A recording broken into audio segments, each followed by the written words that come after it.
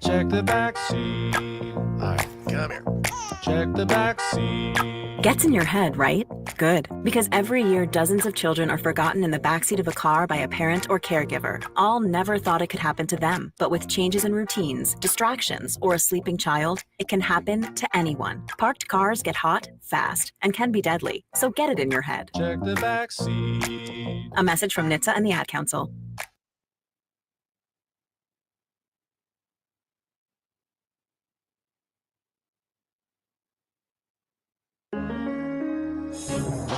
Crossover. Oh, killer crossover. Just crossover. It just crossed him over nastily. Another victim to the crossovers. Cross him up and sit him down. Time for the crossover. Powered by Everlevel Concrete Repair and Omaha at everlevelconcrete.com. Mm-hmm. John, Josh, Nick. Hello. What up, dog? How we doing? Lovely. Lovely. Hanging out with my friends, chilling. Why, your friends? Where Where are they are at? your friends? Are they out there? Wow. Think, Happer, you're my friend, right? I would say that. Cool. That's My exciting. friend But Happer. you said friends, plural. Yeah. Yeah, I assume Coworker, John and Nick. Josh friends are at least friends my would friends. travel with us to Kansas City. Oh. Yeah, Johnson. Come back in. Wow. So we were talking about this earlier. When you guys get in on Wednesday night, Yeah. Late. There's no bed anymore. be about 9, 10, somewhere in that Well, it range. depends. I mean, we might Get ready to speak couch. We might stop in St. Joe, Depends on how long look dinner. around the sites. You guys want to party? Maybe you want to go out and rage, Hey. or you want us to have a couple beers ready for you? I thought you were going to ice them. I don't want to get there and go to bed. I want to camaraderie, the camaraderie boys. you want to camaraderie. I What do want you to What camaraderie. do you want it to look like? I don't know, Walk what are around- you wanting to do? Walk I don't around know. down, We were just thinking about it. All right, time to go look at the address again. How close are we to anywhere? walk around downtown Kansas City and get some big beers like we did in Vegas. I don't think they allow that. They have Power and Light though, where it's kind of open. Ugh. Yeah, but But we're not going down expensive. there. We're not No, going down. That's expensive. That's too far. Yeah. Too far. Where are we Whenever I staying hear again? Power- Overland Park. Overland Park. That's in right. a house. Whenever I hear Power and Light District, it just sounds like something you'd see in a Monopoly board. It does, doesn't it? Hmm. Huh, not Maybe a there's bad take, Kansas Nick. City Monopoly. Not a bad take, friend. Thanks, friend. Wow, that earned friendship. It earned friendship. Well, is it a friend? Is there a downtown Overland Park? Is there a historic downtown? I'm sure there's something. I don't think it would be historic, Just considering it's a pretty new. But you know how that's true. But all the small towns, it's like How welcome new to is Overland historic Park? downtown? Well, I mean, like it's kind of like the. I guess Elkhorn has a historic. It does. they downtown. do. It Elkhorn does. actually has an old school downtown. It's kind of the Elkhorn Like of Brick Street. Kansas City. like what? The Like brick Elkhorn of streets. Kansas City. It Historic does. downtowns Elkhorn love brick has streets. Elkhorn has. I would say brick that streets. Kansas Oh, I City hated brick streets. might agree Wow. with this. That Overland Park is the Elkhorn of Kansas City, Whole question. or maybe Olathe is the Gretna of Kansas City, or of Yeah, but the Kansas difference City. is those are in different states.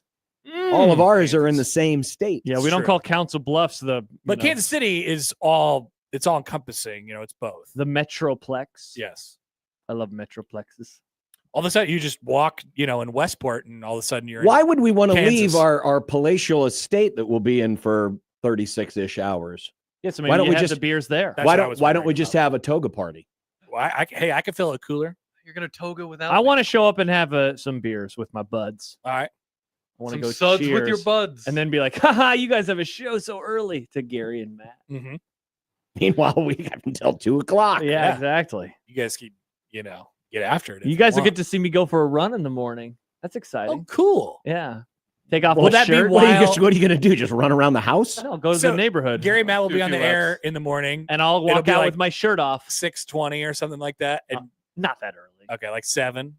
No, I've been running about 9. I wake up and do some work, and then Whoa. I work for 2 hours, and then I break up my mornings with Okay. the run. They'll be almost done with their show, and Yeah, they'll be like, "There exactly. goes Josh out Yep. for his morning run." See you What if later. Overland Park has an anti-running law? That would be despicable, John, and I wouldn't like that. And it will be game day.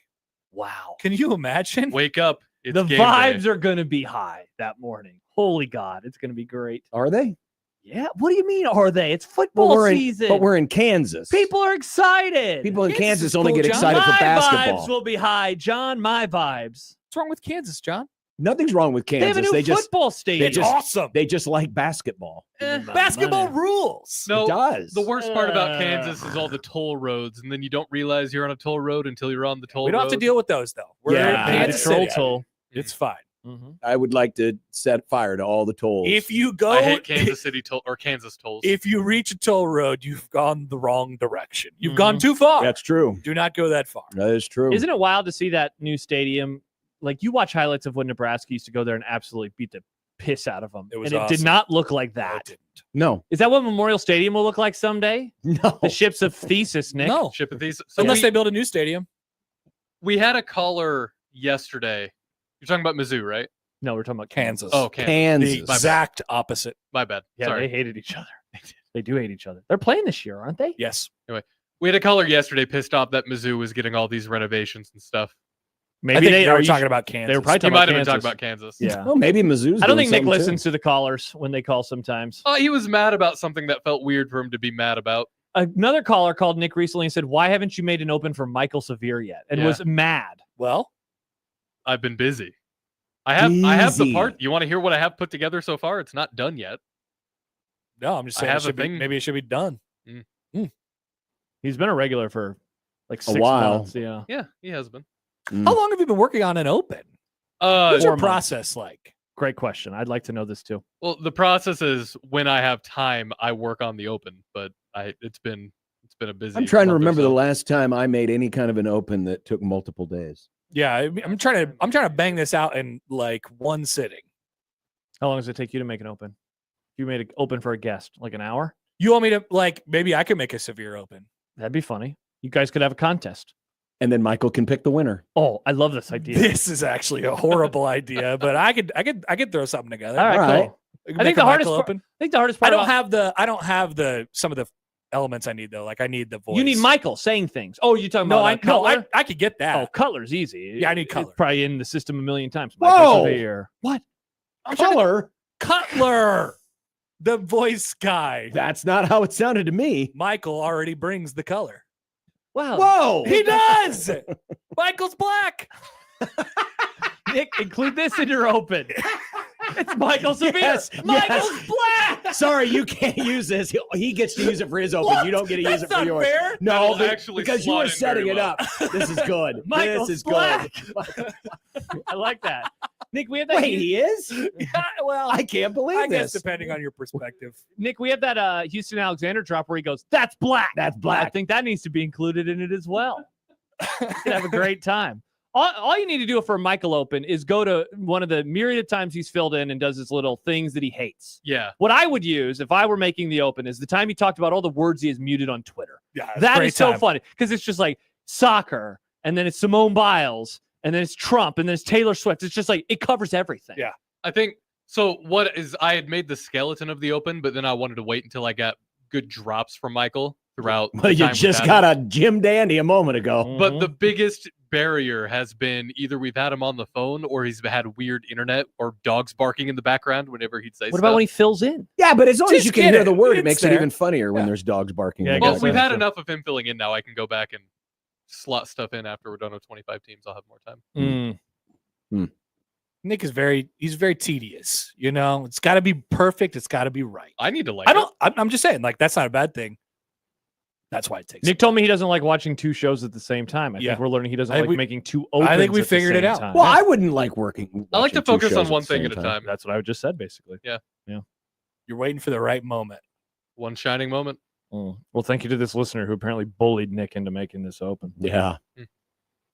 And Yeah. then Connor for making that statement a moment ago. And apparently, That I don't was even get great. to use the fruits of my labor. Well, That was it a would, great it would be labor. illegal because it would almost be like you did it on purpose, so you can Oh, play I your planned own. for yeah. myself. Yeah, you Interesting. planted You yourself. can't Yeah. do that. but I didn't Way to want to plant, plant Ann. other stuff for other people. Yeah. That's why we call you Mr. Plant. Mr. Plant. Isn't there a guy named Robert Plant? Yes. There Was is. he a He was, Zeppelin? he was the lead singer of Led Zeppelin. It Is was. he still alive? I forget which is one is still dead alive. from Led Zeppelin. The drummer? Because isn't the guy's I mean, Somebody kid- died from the Led one Zeppelin. dude died a long time ago. Didn't his son become the drummer of Led Zeppelin when they went on that tiny baby tour like a decade and a half ago? don't Nick, you're of music. Zeppelin went on a tour a decade. They and a did like half? one concert I don't at, really at, follow like Zeppelin. some big London arena, O2 Arena or something like that. Yeah. I don't know what you're talking about. I listened to the album. It was pretty cool. I like Led Zeppelin. Yeah, same. Yeah, John John Bonham was the one who died. And his son, I think, was like, I can drum. Nice. I play drums. That's cool. Mm-hmm. There you go. That's chatting music. Yeah, Jason Bonham is the drummer. Or was the drummer doing Jason something? Bottom bum. Well, yeah, Max points out everyone else is alive. That is honestly a surprise. Oh, really? All the others are How alive? old is Mr. Plant? Let's see. I'm going to guess. So they started in the mid to late 60s. I'm going to say he was 20 and 66. So he Was it born in really 40s. that early? I'm going to guess he's 79. That's a good guess. 79? Higher Higher or lower? I guess I had a different. I'll go lower. I'll go slightly higher. Lower, 76. Oh. Is it?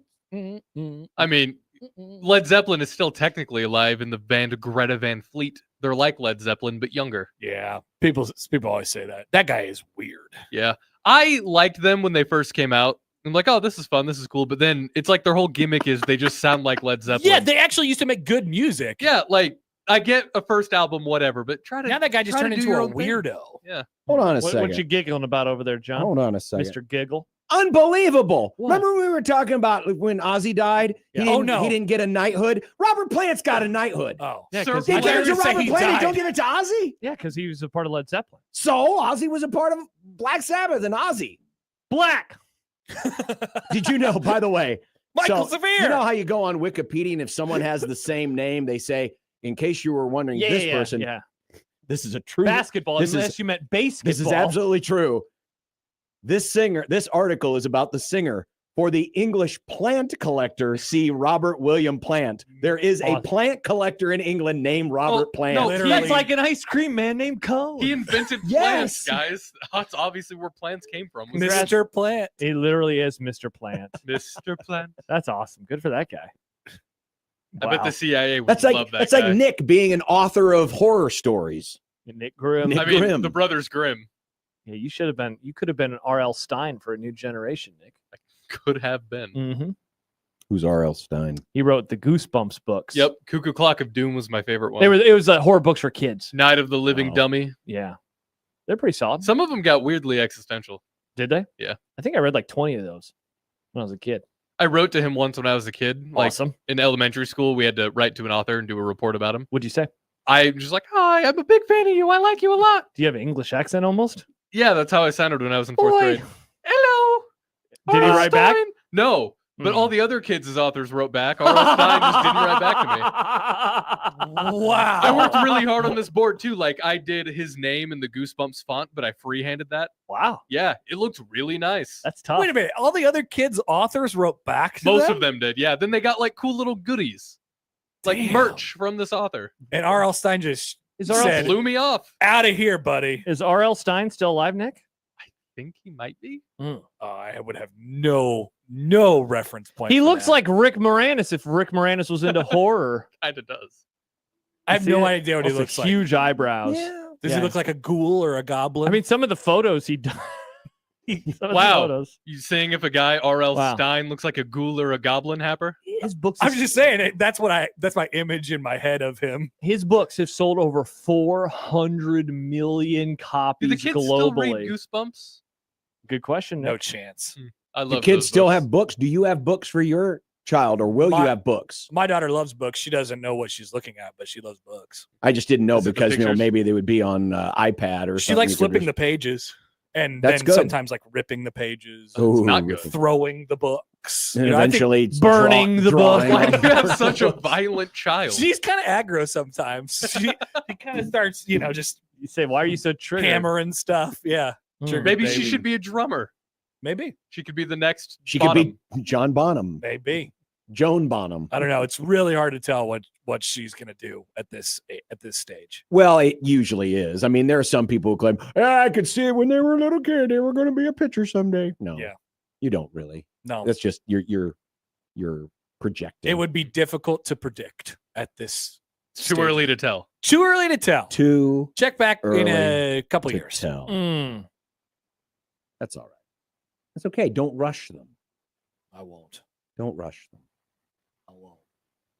Right now, the best guess that I would have is that she is a professional, let's say, mess maker. You could do that, right? For Yeah. money. You like work on a movie set and you blow stuff up. That's it. Demolition. She's got that in her. Or That's like She those, could be a Navy SEAL. Yeah. those smash houses, you know? You go to like a room and you just smash things. Professional goer to smash houses. Yeah. That's a wild job. That is a wild job. That's exciting though. You just smash That's things all I so know well about her. people pay you for it. That's all she likes to do. Just I kind forget, of. is she won yet? She has won. Just turned one. 1 in 2 weeks. She's one. 1 plus 2 She weeks. is she walking yet? She Oh, there? Was it July? It was August 1st. Oh, okay. No. No. She cannot. Any walk. takes yet? Takes. No. I remember when she waves at things, that's a taker. Baby's first take. Yeah. I don't think so. There's certain things she likes and she doesn't like. For sure. She thinks everything is bah. Bah. Bah. Yeah, bah. Bah. Is she a sheep? She points at stuff and she goes bah. Has she said a word? She points at me and goes bah. Bah. So she hasn't said dad yet. No, she can say da. Ah. Ah. She can say bah Can she and say da. ma? She Ma. points at hats and she says Oh, she's Ha. getting there. she does She's not say close. ha and she does not She's say like, hat. She "Ta-heh, says ta-heh." yeah. That's exciting. Does she eat cottage cheese? I haven't answered that question, by the way. Great. That's Thank you. Specific. It was a poll question on their show today. Oh. Yeah, she has been fed a lot of cottage cheese recently. Really? She does eat it. But does Really? she like it? Oh, Yeah, she eats interesting. normal stuff now. She's just eating it against Interesting. her will. Yeah, last night we gave her It's a some baby. Babies eat everything against their will. we made like Philly cheesesteak bowls last night. And she had some of that Nice. Wow. Oh, Yeah. baby's first Philly cheesesteak. bowl. Yeah. Awesome. Have you eaten In cottage Philadelphia, they cheese? give a lot of those shirts. If away. I have, I do not remember it because it is so unappetizing. Yeah, It exactly. looks I knew it. gross. Nailed Cottage it. cheese looks disgusting. Every It does. time I've had cottage Really? cheese, it's it's been in lasagna, it's and I just- get it's- mad about It's it. just right. That's but right. no, it's the lumpy part, John. Yeah, All it the looks little gross, the John. little beads in it. I don't want to eat curdled milk. Yeah, I don't want. I've always liked cottage Yeah. cheese. Is it Cottage even cheese cheese?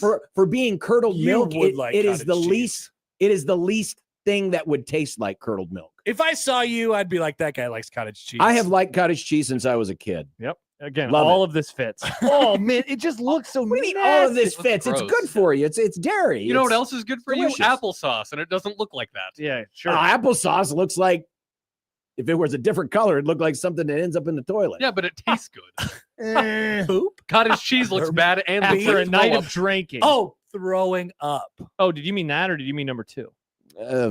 Both. Okay, Eat I was more thinking number fiber, two. John. Yeah, What John. do you mean eat more fiber? I'm just saying it. That's what it looks like. That cannot- Applesauce does not look that does appetizing. not look like poop.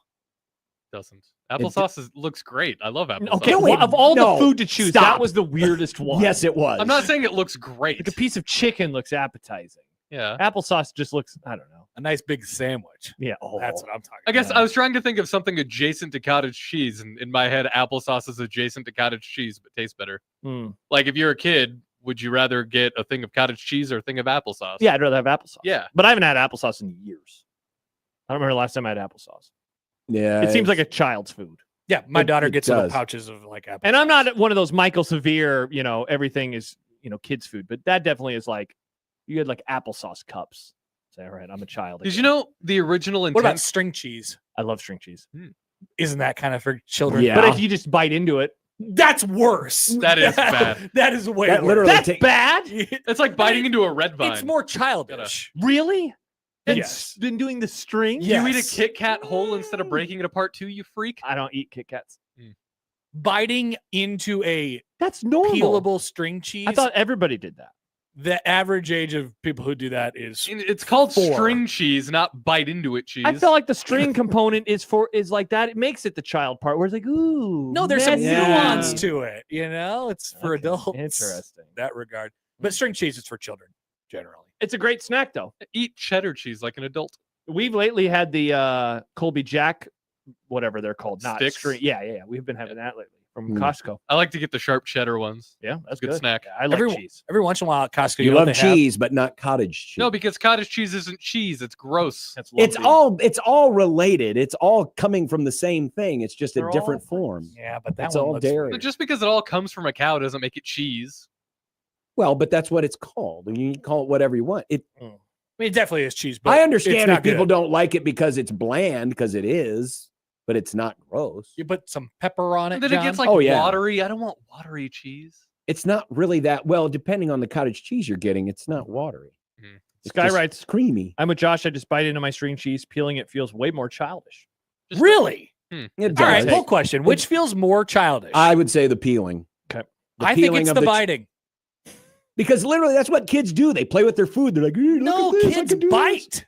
Kids bite. Yeah, That's they what- play with their food and literally something that you could just bite, like string cheese, instead you peel it. but playing That's with making it a toy. playing with your food gives off the interpretation that this is a senseless activity. In order to peel the cheese, there must be an order of focus to it. You know. Okay, but There's think Gotta about question lock has in been to peel posted. this Did, cheese. Right. did you It's used not to peel? senseless. Did you used to peel the wrapping off the crayons when you were a kid? Sometimes. when the color got too short. Yeah, but it was something you did. It was fun. It was fidgeting. Yeah, String cheese is the fidget of food.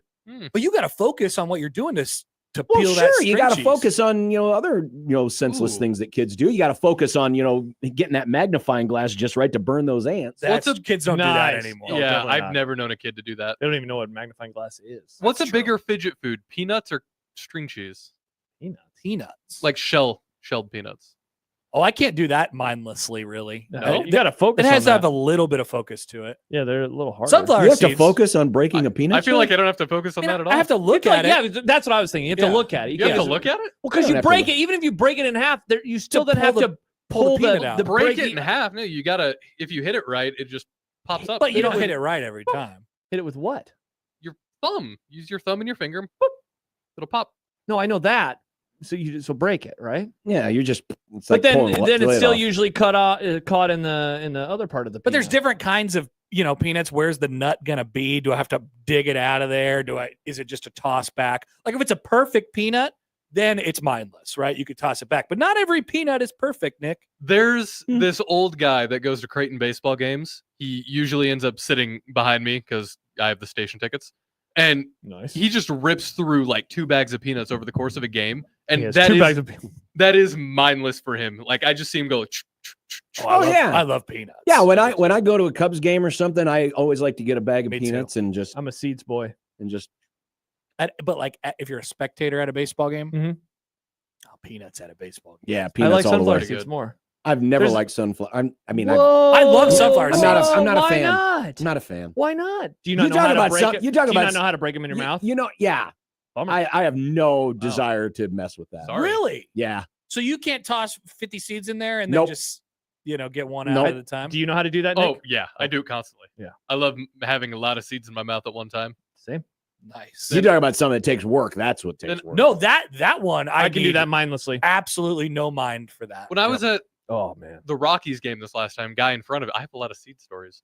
Guy in front of us was getting one at a time and putting it halfway in his mouth, sunflower seed, and then just doing it. Yeah, like I see that. people do that. That feels You could do that like mindlessly. too much work. It's a fidget, like you said. Put a pick bunch one up, in your put mouth. it in. Pick one up, put it in. Pick You one can in. suck One of on my it, you dearest spit it out. friends just realized that people actually do something with the sunflower seeds. He thought that people just sucked on them and spit them out. He didn't Oh. understand. I couldn't believe it. And this You person got to is get to the meat. almost 40. That's kind of wild. Just learned his wife was roasting him for it and sent me a text about it. that is I was roast like, thank you for worthy. the text. That is roast worthy. Yeah, pretty tough. Pretty tough. All right, so we all have different thoughts on things that are mindless. Mhm. We do. That's pretty cool. What do you use your mind The for? mindless boys. Mm. And this is the type of camaraderie coming soon to Overland Park. Think about the discussions Wow. we could potentially be having. We're going to learn so much about Matt. It's going to be great. Yeah. Is that what you're most excited for? Matt I is love good. spending time with Matt. I do too. It's a whole new world. I'm of- going to a dinner with Matt tonight. He'll be Oh, there. Wow. He What's for dinner? is gonna. He just says stuff. Right? Yes, he does. He is the guy at the table who just says stuff. So Mhm. I can't wait to see what that's like. He was texting Happer and me yesterday about the crossover and all the takes that we had in the crossover. Mhm. He said he kept getting tagged in out of context 1620 tweets, so we had to go back and watch what was going on. He told me the other day that he agrees with my Gen Z A and Gen Z B take, Mm. but he tried to tell me he was Gen Z A. Nope. See, He's then, not. Okay, then he can't agree with it if he doesn't even understand the pretend No, definition. but we came to a consensus What's because that? he's an It doesn't elder exist. Gen Z B. Like how there's crossover, like I'm elder Dear Gen Z God. A. Hold on. Thank Every you, Connor. generation You're saying Thank Gen you. Z BA? Is this what you're saying? No. Every generation is crossover, right? Like older millennials have crossover with or with younger Gen X. Older Sure. Gen Z's A's Sure, yes. have crossover with Yes. younger millennials. Same thing with Gen Z A and Gen Z B.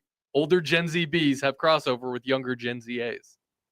Somebody, I wasn't paying attention. It's Somebody- just a micro generation. That's all somebody it is. commented in on I have an opinion today. Yes, I heard that. And they said, you just have to take responsibility for it. These are your people, Nick. I'm Yeah. sorry. They're They not are. though. They're They are. completely different people. That's what I'm No, saying. they're That's not. why there's a split here. They're not. No, That's the problem. They're not. And- And you just got to own it. and- some of my people, they are freaking idiots. Yeah. You know, that's just And it. in Matt and I's discussion, we decided that it was he thought it was the iPad. I'm saying smartphone is where the generational But you divide can't happens. just disown them because Intergenerational they're divide. not like you. I'm not disowning. They're Not still like Gen us. Z. They're just in a different category. Gen Z. Why do you want to segregate? That's what I'm saying. Excellent disowning. question. Why is it important that you segregate your own generation? It's not that it's my own generation. It's just that Well, it is your generation. these generations have categories. Like that's just what generations are. They're categories. for people Yeah, born but in why are certain you areas. creating another category, a Yeah. subcategory, Just to and a category? disassociate yourself from Yeah. them. It's not that I'm disassociating myself from them. It's an actual. It feels like an actual divide within the generation. And what is the divide? Probably smartphones. There's at You some all point, had smartphones. but I didn't start with a smartphone. That's the thing. I still had like VHS players. I remember getting a DVD player. Like that was a big deal. But Matt, he had a DVD player and he remembered getting Blu-ray. Can Now, I wait a ask why minute. are you Cannot so be like the line. Now, wait a minute. Hold on a I'm not second. saying Hold on a that's second. Hold the on a line, second. But that's an example of what I'm When- talking about. When did you start using physical media? Probably when I was 4. I learned Well, how to what year operate was the that? VHS. What year was that? When was I 4? 2001? 2000? No, Oh! 2002. Oh, You turned 'Cause that- 4 in 2001. You were born in 97. When have I been?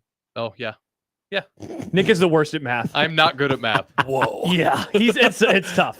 It's bad. Now, hadn't DVDs kind of taken over from VHS In by 2001, 2002? Not by 2000. Not for like. My Not dad for- taped the 2000 World Series on VHS. Not in the John- small towns in Iowa. I'm sorry, I grew up poor, John. I can't Exactly. No, help it. I'm asking. I'm just asking. I think we got a DVD player in like 2000 or 01. Yeah, Somewhere we didn't get ours until like 05. there. Man in See- the Iron Mask was our first one for some Yeah, reason. see, Incredible. I don't know. I we just- had Dogma. I mean, if you look at Whoa. if you look at Gen X, you know, the older Gen X folks and myself, well, I'm kind of right in the middle of Gen X, but you get someone like Jack who is late Gen X. He tries to claim he's a millennial, but he's not. because he wants to be one of us. They not Which like shows us. you how whacked out his head is. The But great anyway, generation. the use of like 8 tracks versus cassette tapes, that kind of crossed over. But it's all still the same generation. I don't know if we can define generation by what kind of physical media. You just gotta own it. You just gotta own it. These But- people are idiots. I think with a lot of my generation, both A and B, Oh, so the whole generation? the physical media, also perpetuated societal standards, right? Like I didn't grow up like on an iPad or whatever all the time. I didn't really start using the internet until I was like 11 or 12. But Yeah, people but- like Matt, they've had the internet forever. They've They're just used like the you, internet baby. But forever. isn't that because of where you grew up? I And don't that's think not an so. insult. I'm just saying you may have not had, like broadband, high-speed internet. It came to rural areas slower than it No, did to Manning big- always had it. My dad didn't. My dad had dial-up, but that's because he was cheap. He But you could didn't have gotten, internet until 2008?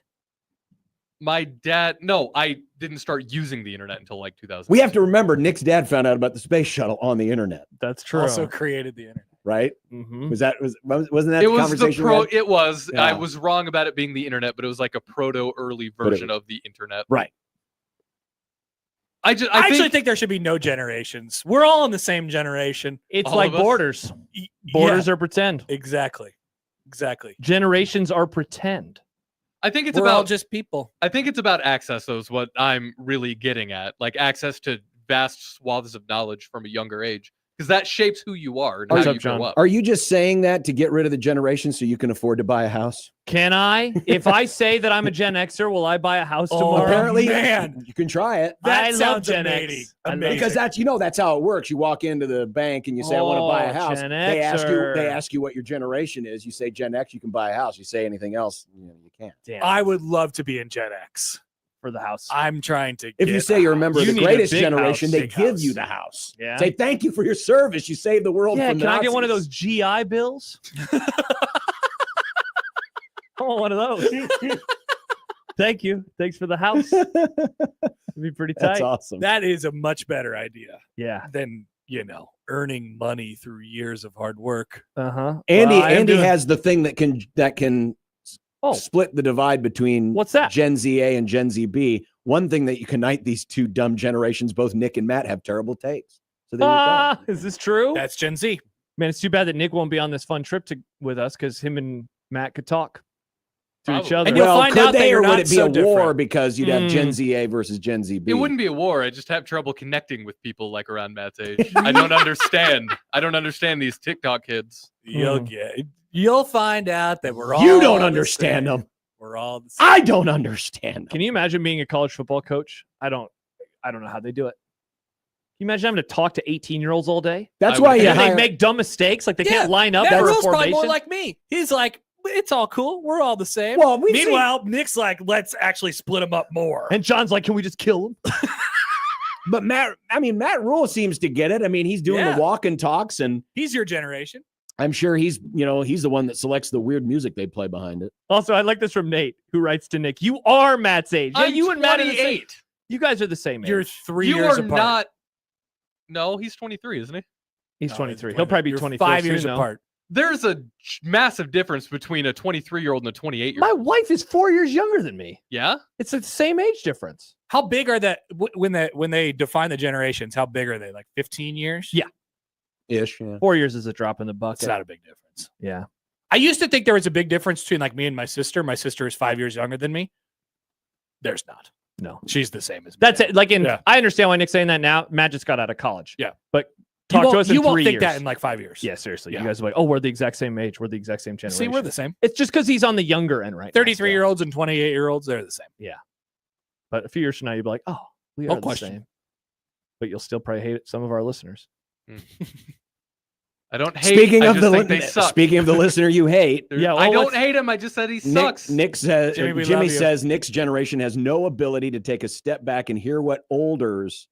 I would Have agree to with say. that, because Nick. we invented everything. Why would we need you? You Now, invented everything. Admittedly, the millennials, when we were coming up, had the same problem. I think that's just a generational we thing. weren't taking no crap from nobody. That's Every- just young I people. mean, wasn't the dude who invented the iPhone? You know, He's dead. he's my generation. that's your boy. No. He's Steve older. Jobs? Isn't he I a thought Steve boomer? No, he's a Jobs is- boomer. Is he? Oh, yeah. How old find was out. what old was old Steve? He's He older died than- pretty young.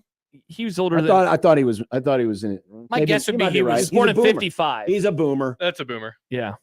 So you He's a thinking like, boomer. and I know we got to go to break, but like in the 1200s, was like a 30-year-old looking at a 20-year-old like, I don't understand. Well, they were all dying when they were 30 years 30-year-old old. was on true. his So I was like, deathbed, wow, John. I remember when I was that young. There wasn't a lot of probably technological. There wasn't. So advances. like, Yeah. They didn't everyone- care about generations. They were like, I just need to Was everyone that back then, you're just a Go little, get some damn food. you were older. Hunt. shut up, you young, and let me eat my rotted, spoiled meat. My stomach hurts. And I don't want those rabbits with the weird tentacles coming out of their Do you think face. the difference in like whatever generation George Washington was, the A versus the B is the people that had the wooden teeth versus the ones that didn't? You don't That's understand. a Look clear at these. generational divide. That is a massive That's that version's iPad. was wooden teeth. George Washington's generation's iPad. All right. Okay. There you go. And that's the crossover. Powered by Everlevel Concrete Repair in Omaha, everlevelconcrete.com. They will work on your concrete, whether you're Gen Z A or Gen Z B. Because they're those kind of people. They don't discriminate. Nice. They only discriminate against broken concrete. That's true. Nice. That's, you know what? That should be their new slogan. Everlevel Concrete, we discriminate against bad concrete. We do discriminate, but only against bad concrete. On second thought, maybe not. But you get the drift. 16-20 the zone.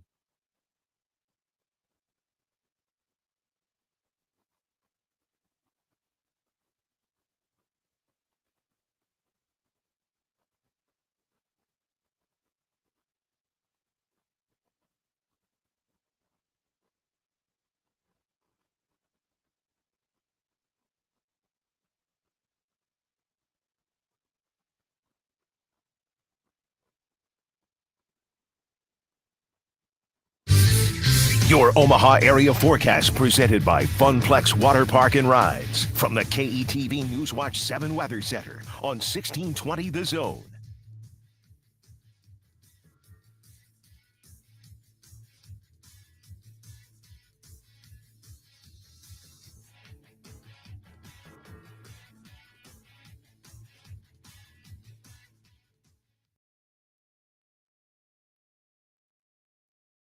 Access to the best cancer care isn't far away. At Nebraska Cancer Specialists, we believe in being where you need us. That's why we come to you. Today, we're serving patients in 13 locations across the Midwest and delivering the latest advancements in research, technology, and cancer treatments. We are your team dedicated to one-on-one care. Nebraska Cancer Specialists is your community leader in cancer care. Together, we're stronger than cancer. NebraskaCancer.com.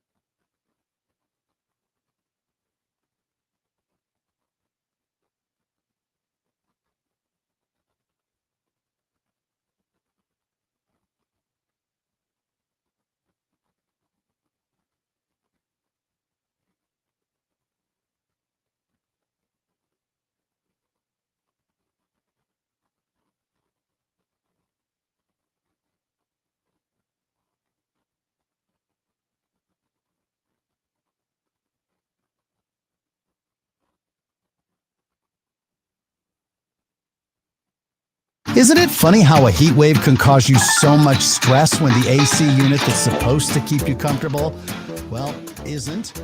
Now the issue is finding a service company you can trust. Enter Skradsky Heating and Cooling. Skradsky Heating and Cooling is local, family-owned, and they've served the Metro for more than 70 years. They're known for honesty and reliability, so no worries. Just cozy comfort. Visit heatomaha.com to find out about the Skradsky difference, because comfort shouldn't be complicated.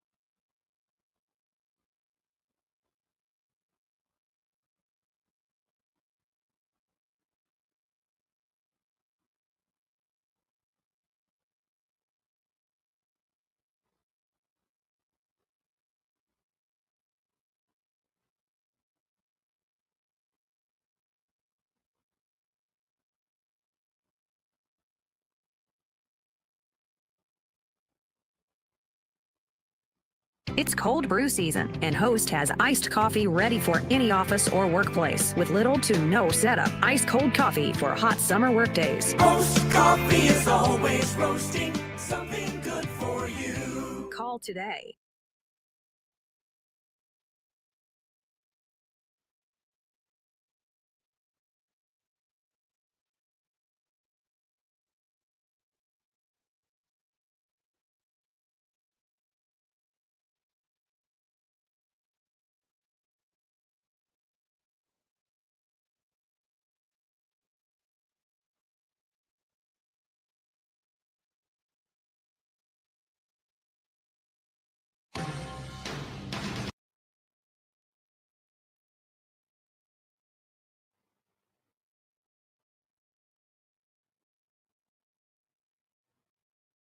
KOZN.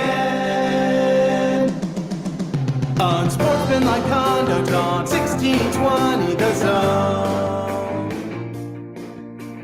Husker Athletics, Creighton, and yes, UNO. Don't miss a moment, they'll give you your fix. They're on every day from 2 until 6. Spend your afternoons with John, Josh, and Nick.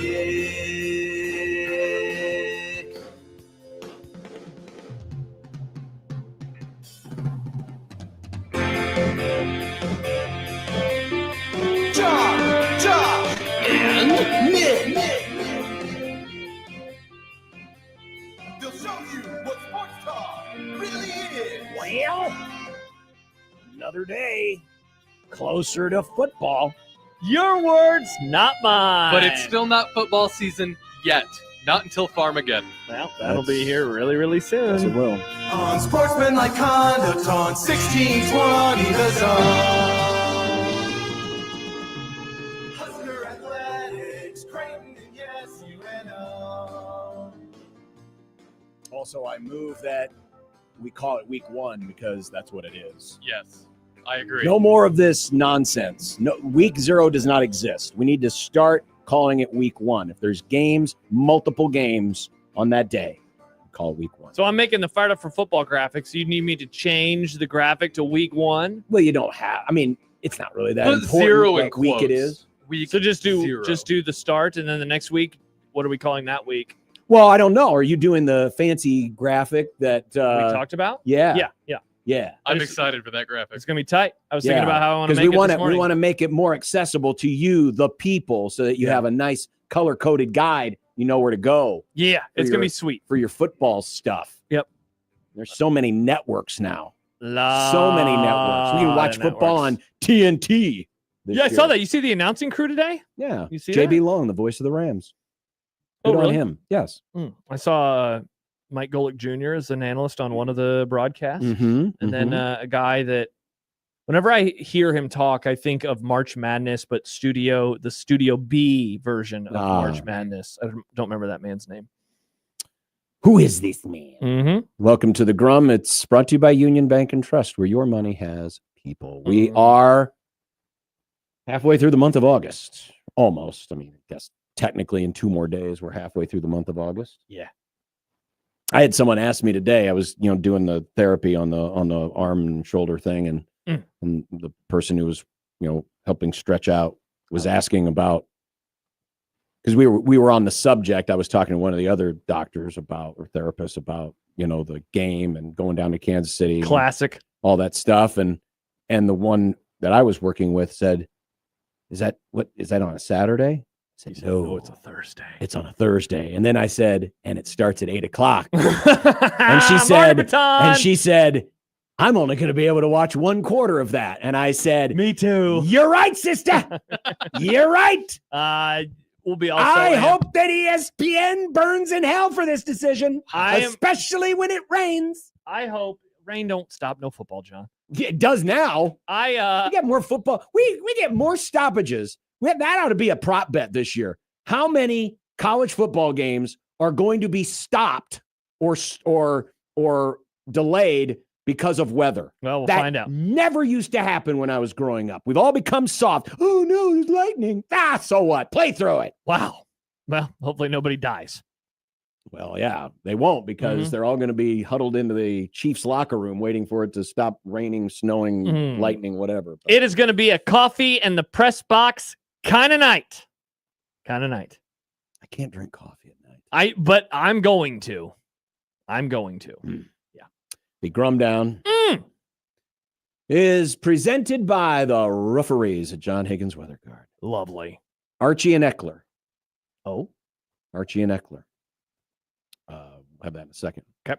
Or a little bit. I was going to say, we got Schaefer. Yeah. The Pac-12 might be dead, but West Coast baseball is not. No, not a baseball topic. Yes, it's a baseball topic. August. College baseball. No, the not countdown college is baseball. on. Not college baseball. Thank God. Well, the countdown's still on to college baseball. Nebraska volleyball, shaking hands emoji, Alabama football. Their head coach retired? Well, he did. It was like a year that's apart. the comparison, right? It was okay. Something different. Okay. Mike Schaefer will be along very shortly from Husker 247. He's going to take a break out of all the strenuous lifting he's doing with all the moving. Dude, do you know that the moving day is tomorrow? Wow. It's already here. I challenged Josh yesterday, who made a statement in the super hot take market that we were going to set a record for most different number one ranked teams. Yes. And I challenged him. I said, who are they? I want to map this out. So we're going to map this out today. We're going to find out if Josh can correctly identify and go chronologically. Yeah, I want how the pecking order will go. If you think about it like the Intercontinental title, how many times that Intercontinental title going to change hands before it ends up in the hands of the honky tonk man, the greatest Intercontinental champion of all time? So happy I put a reminder on my calendar. I had forgotten about this, and then at 8:00 this morning, my phone went, and I was like, "What the hell is this?" And I was like, "Oh, that's right." I think you're gonna like it. I look forward to it. Had to do a couple upsets in here, and so I look forward to your reaction. There's always going to be an upset. Always got to be upsets, except for the first one, because technically the lower ranked team is the favorite. Bingo. The Ole Miss Rebs are today's team in 25 teams and 25 grums. Ben Garrett, who covers the Rebels for On 3, will join us. Mitch Holtis will be along with the Chiefs training camp report.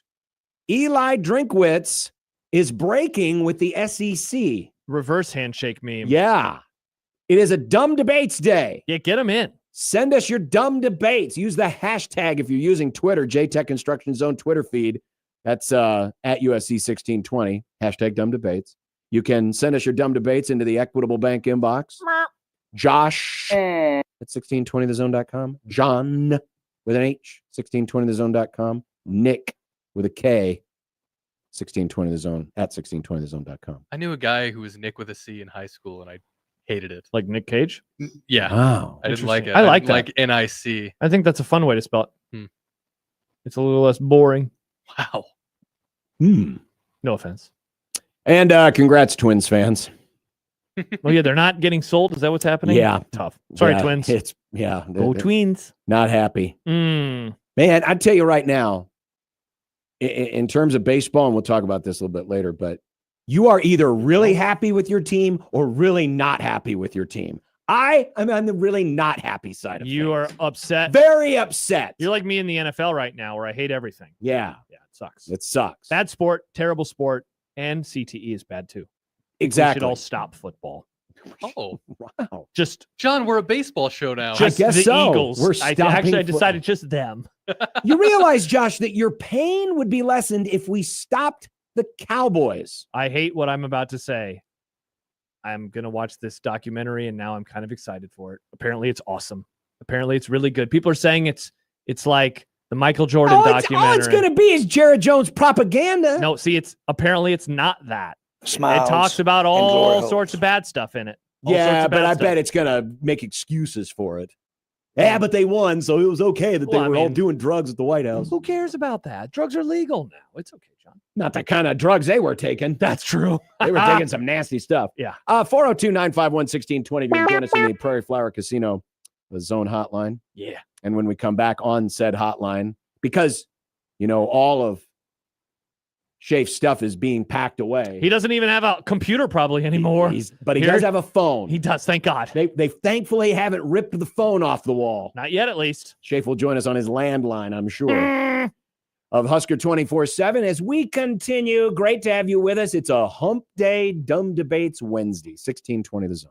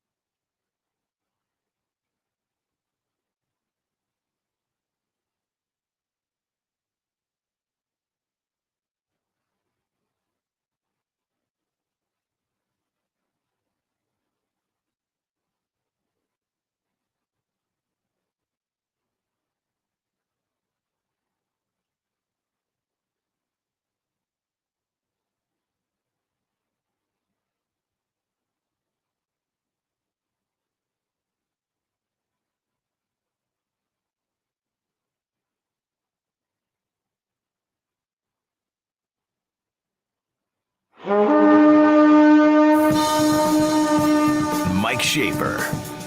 There's a part of me that really thinks that there's a Sasquatch. Mike Schaefer. I think the issues here are largely football related. Mike Schaefer. People are like, oh, the Vikings are terrible. It's like, yeah, terrible teams always go 13-4. Mike Schaefer. I don't feel good for anybody. All my entire life is rooting for sports teams that get as tantalizingly close as possible and then don't win. Mike Schaefer. I have no joy in my heart for you or you or you. Mike Schaefer. Who saw what happened to his coworker's house and said, "Get me out of that town as fast as possible. I don't need no trees landing on my garage." Hello, Schaefer. How we doing, boys? Good. How's the moving process going? Well, I can't find my AirPod. Oh. So it's not the biggest deal, but I don't know how good the quality of the sound will be at the moment. But the bigger part of it is when you move, stuff just gets set somewhere and you probably will never see it. So I got that going for me. Yeah, Schaefer, the last time that we moved before our most recent time, I remember, you start off the process, you're putting things in boxes, you're labeling the boxes, you're doing a great job. But the closer you get to the finish line of packing, and then you maybe start the move and you go back and forth, you just start throwing crap in boxes. And I remember saying, I'm not going to make that mistake the next time. And then I made the mistake again. Make sure you label everything and tiny little things, cables, cords, AirPods, wherever it is. Make sure you put it on the box. Otherwise, you're going to be pissed because you'll never be able to find it again. Well, we had movers come in today, and they were actually a little earlier than they anticipated, which is a good thing. But we didn't have everything quite lined up how we wanted. I found the AirPods, so crisis averted. Nice. The problem being, like, all of a sudden, they're putting stuff out there, and it's like, oh, we got to make sure that there's stuff for them to do. So then you're just, last 15% of the move, like you said, just throwing stuff in a random box, writing miscellaneous on it, and just hoping that there's nothing you actually need in there in the time being. But I should be okay. I got a computer. I got the AirPods. I got my microphone for whenever I get set up at the next place that I can do StreamYard again. Awesome. It'll be okay. It'll be fine. Good. So yesterday, Mike Eckler, 20 minutes of brashness, I would say, and bullishness on his special teams.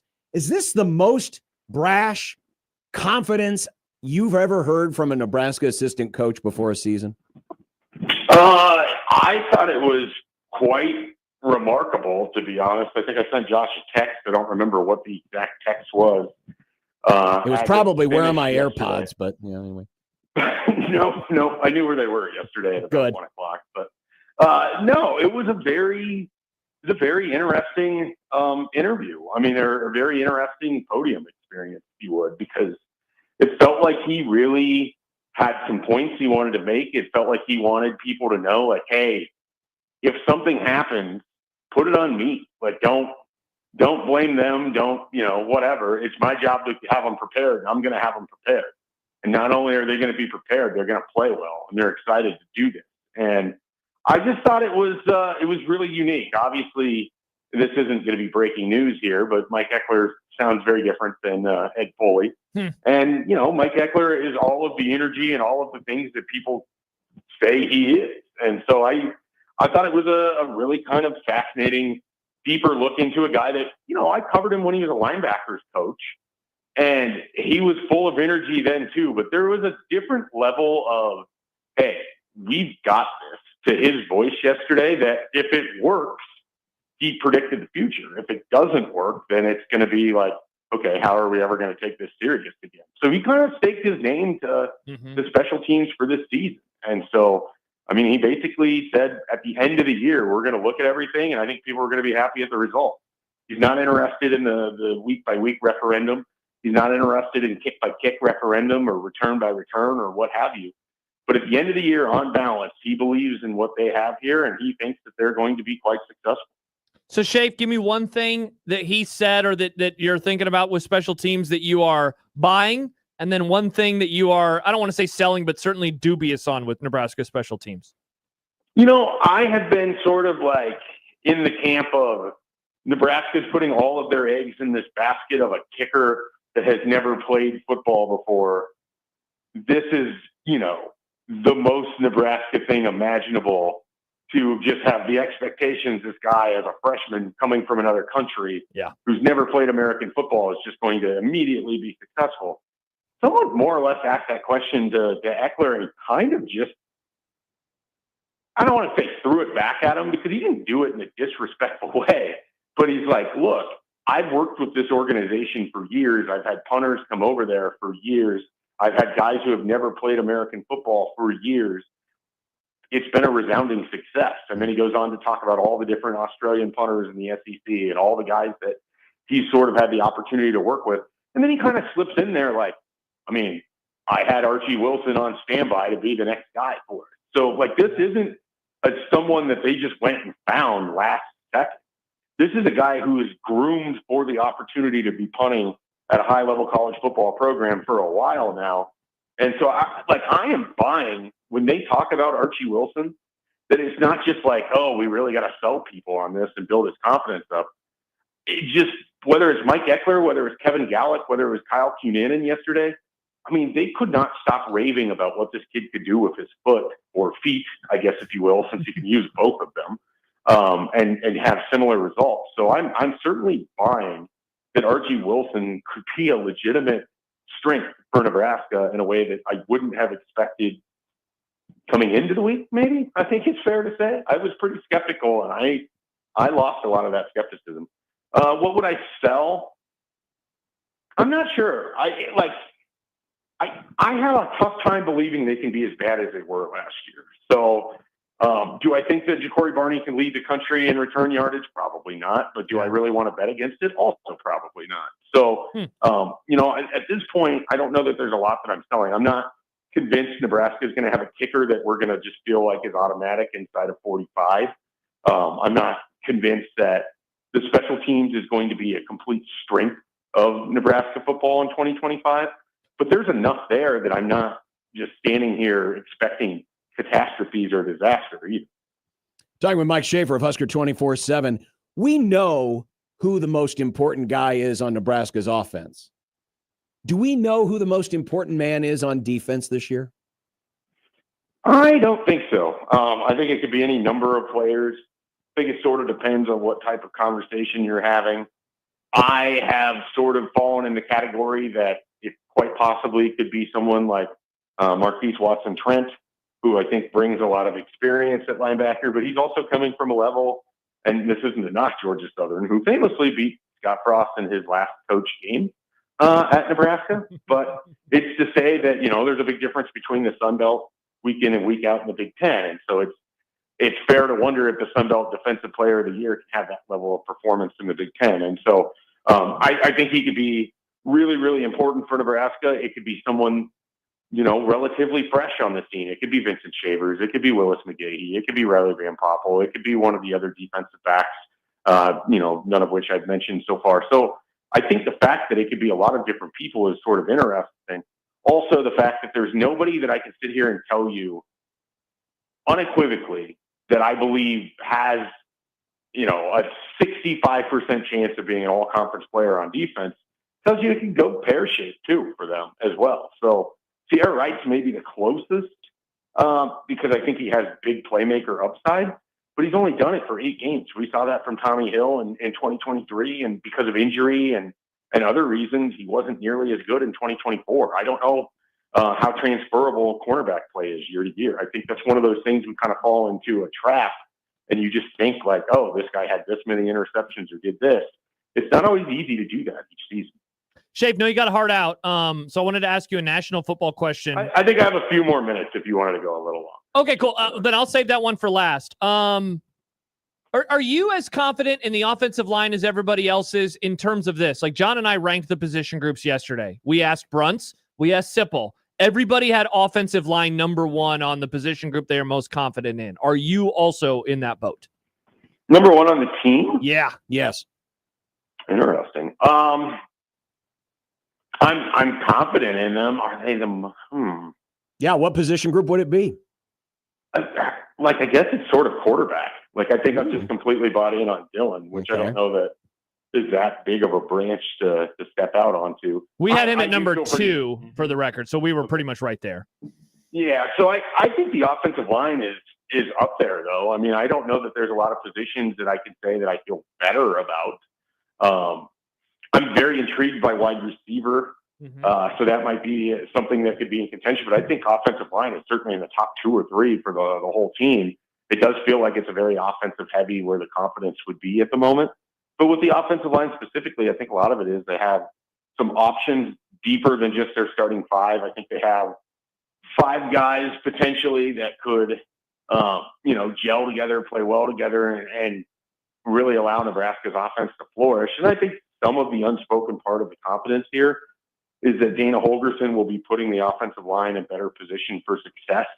So we're not going to notice shortcomings as much, perhaps. Now, that being said, if they can't pass protect, this all is moot, right? Yep. But I think they feel pretty good about their ability to get the ball out quickly if they need to, but also feel reasonably confident that one of Elijah Pritchett or Gunnar Gatula can hold up there as the blindside protector. And then I really do think the other one is going to end up being the right tackle. I mean, that's just kind of my own opinion on this. They haven't come out and said that. But I have a tough time believing if Elijah Pritchett is the left tackle that Nebraska wouldn't turn to Gunnar Gatula, who started multiple games at left tackle last year, as their right tackle. Like, I kind of believe in him more than I do Teddy Prohaska or whatever else they have there at right tackle. So on the opposite end of the spectrum, which position group would be the one right now you're least confident in?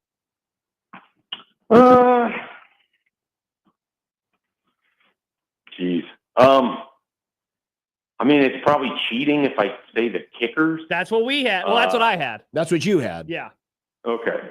So, I mean, it's probably that. And it's, I think Kyle T. Manning was an interesting addition, and it sort of felt like because they brought him out in front of the media yesterday, he's maybe out in front.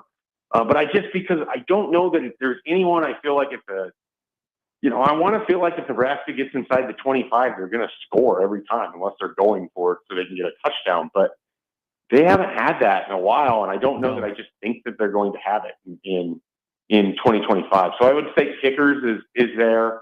And then if you wanted like a non-special teams thing, I suppose it's the defensive line, but it's really, honestly, you could sell me any viewpoint on that defense. You could be like, well, defensive backs, it's known names, but they've struggled before. At linebacker, you're asking a lot of some different people, and there's a lot of expectations on somebody. There's a lot of people that think that Don McCullough is going to be a pass rusher. He has 4 career sacks.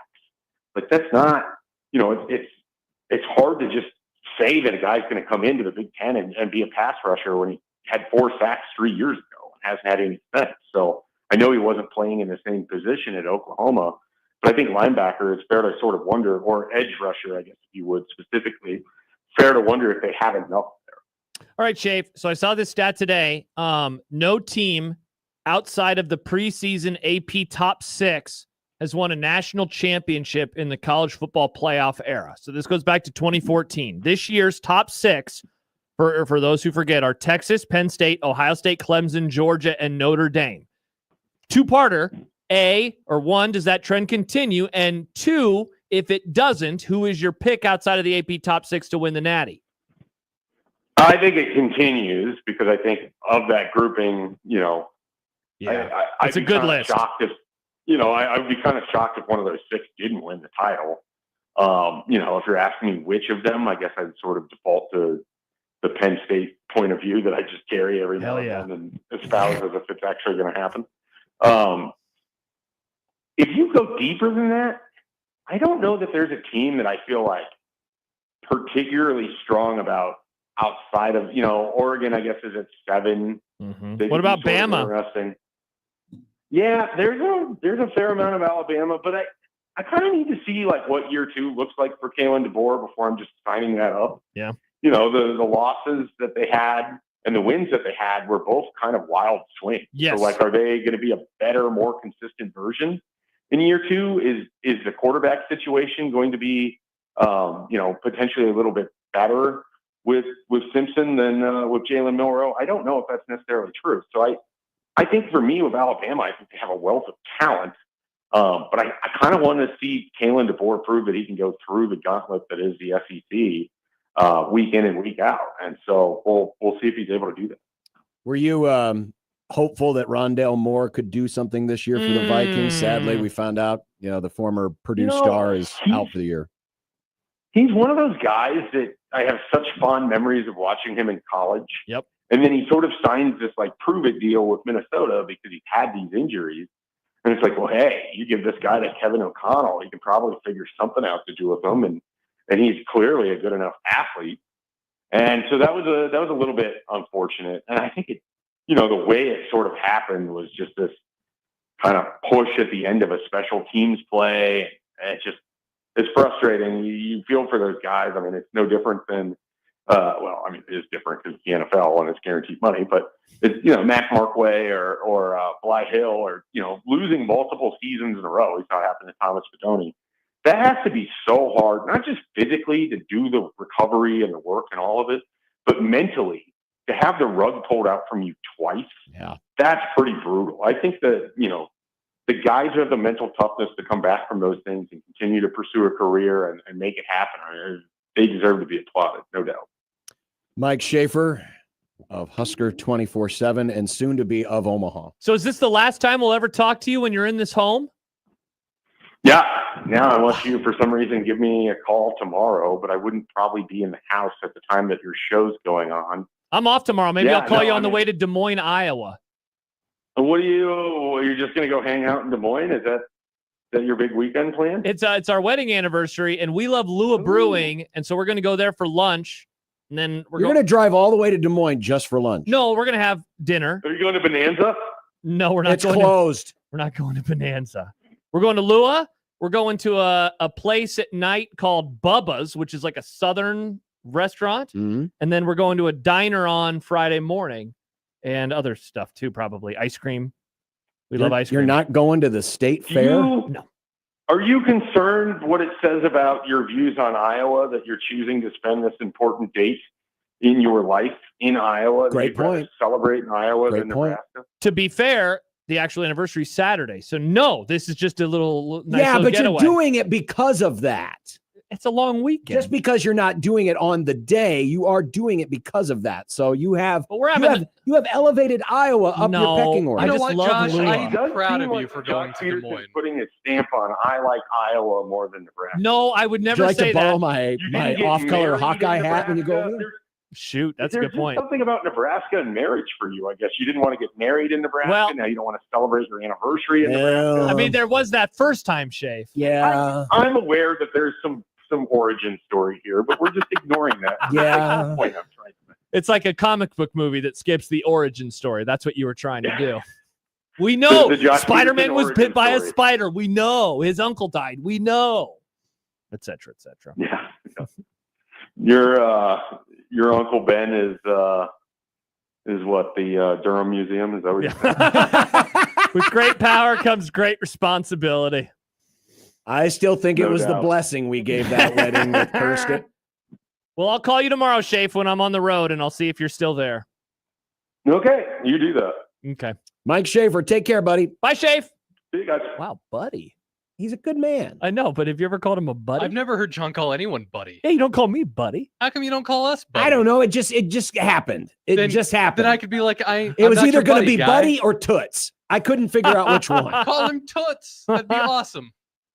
Shout out to Shafe, the toots of the Grum. The Toots of the Grum. Mhm. It's indeed. Mm-hmm. I wanted to play this because we didn't get to it yesterday. But this soundbite got a lot of run across the state. Is this Archie? Yes. Is this the one that got a lot of run This is today nationally? Well, yes. Did you hear about that? It was like apparently on the Today Show. I didn't know. And people, I got so triggered How did Hoda react to it? Is she still on the Today Show? I don't know. Hoda Kotb? I don't know who that is. Who are you talking about? She was a host on the Today Show. What year? It was somewhat recently. Okay. Don't know. But apparently, Someone let me know if Hoda Kotb do is you still on the include Today Show. the Mitch Sherman question in the clip that we're about to play? I think it's in Okay. there. People apparently got really mad at Mitch for this, which I need What? this fan base to start touching a little bit more grass. It was a good question. It gave us a great soundbite. Sounds like they need to smoke some grass. They need to settle Wow, down. John just said that. Wow, John. Well, they John. say that stuff. Doobie They Bishop. say that stuff mellows you. I wouldn't know, but Look at this. Speaking of grass. well, let's. I believe the question is included. Okay, perfect. To like being what, first time you're away from them? Yeah, that part's hard. I mean, I'm sorry.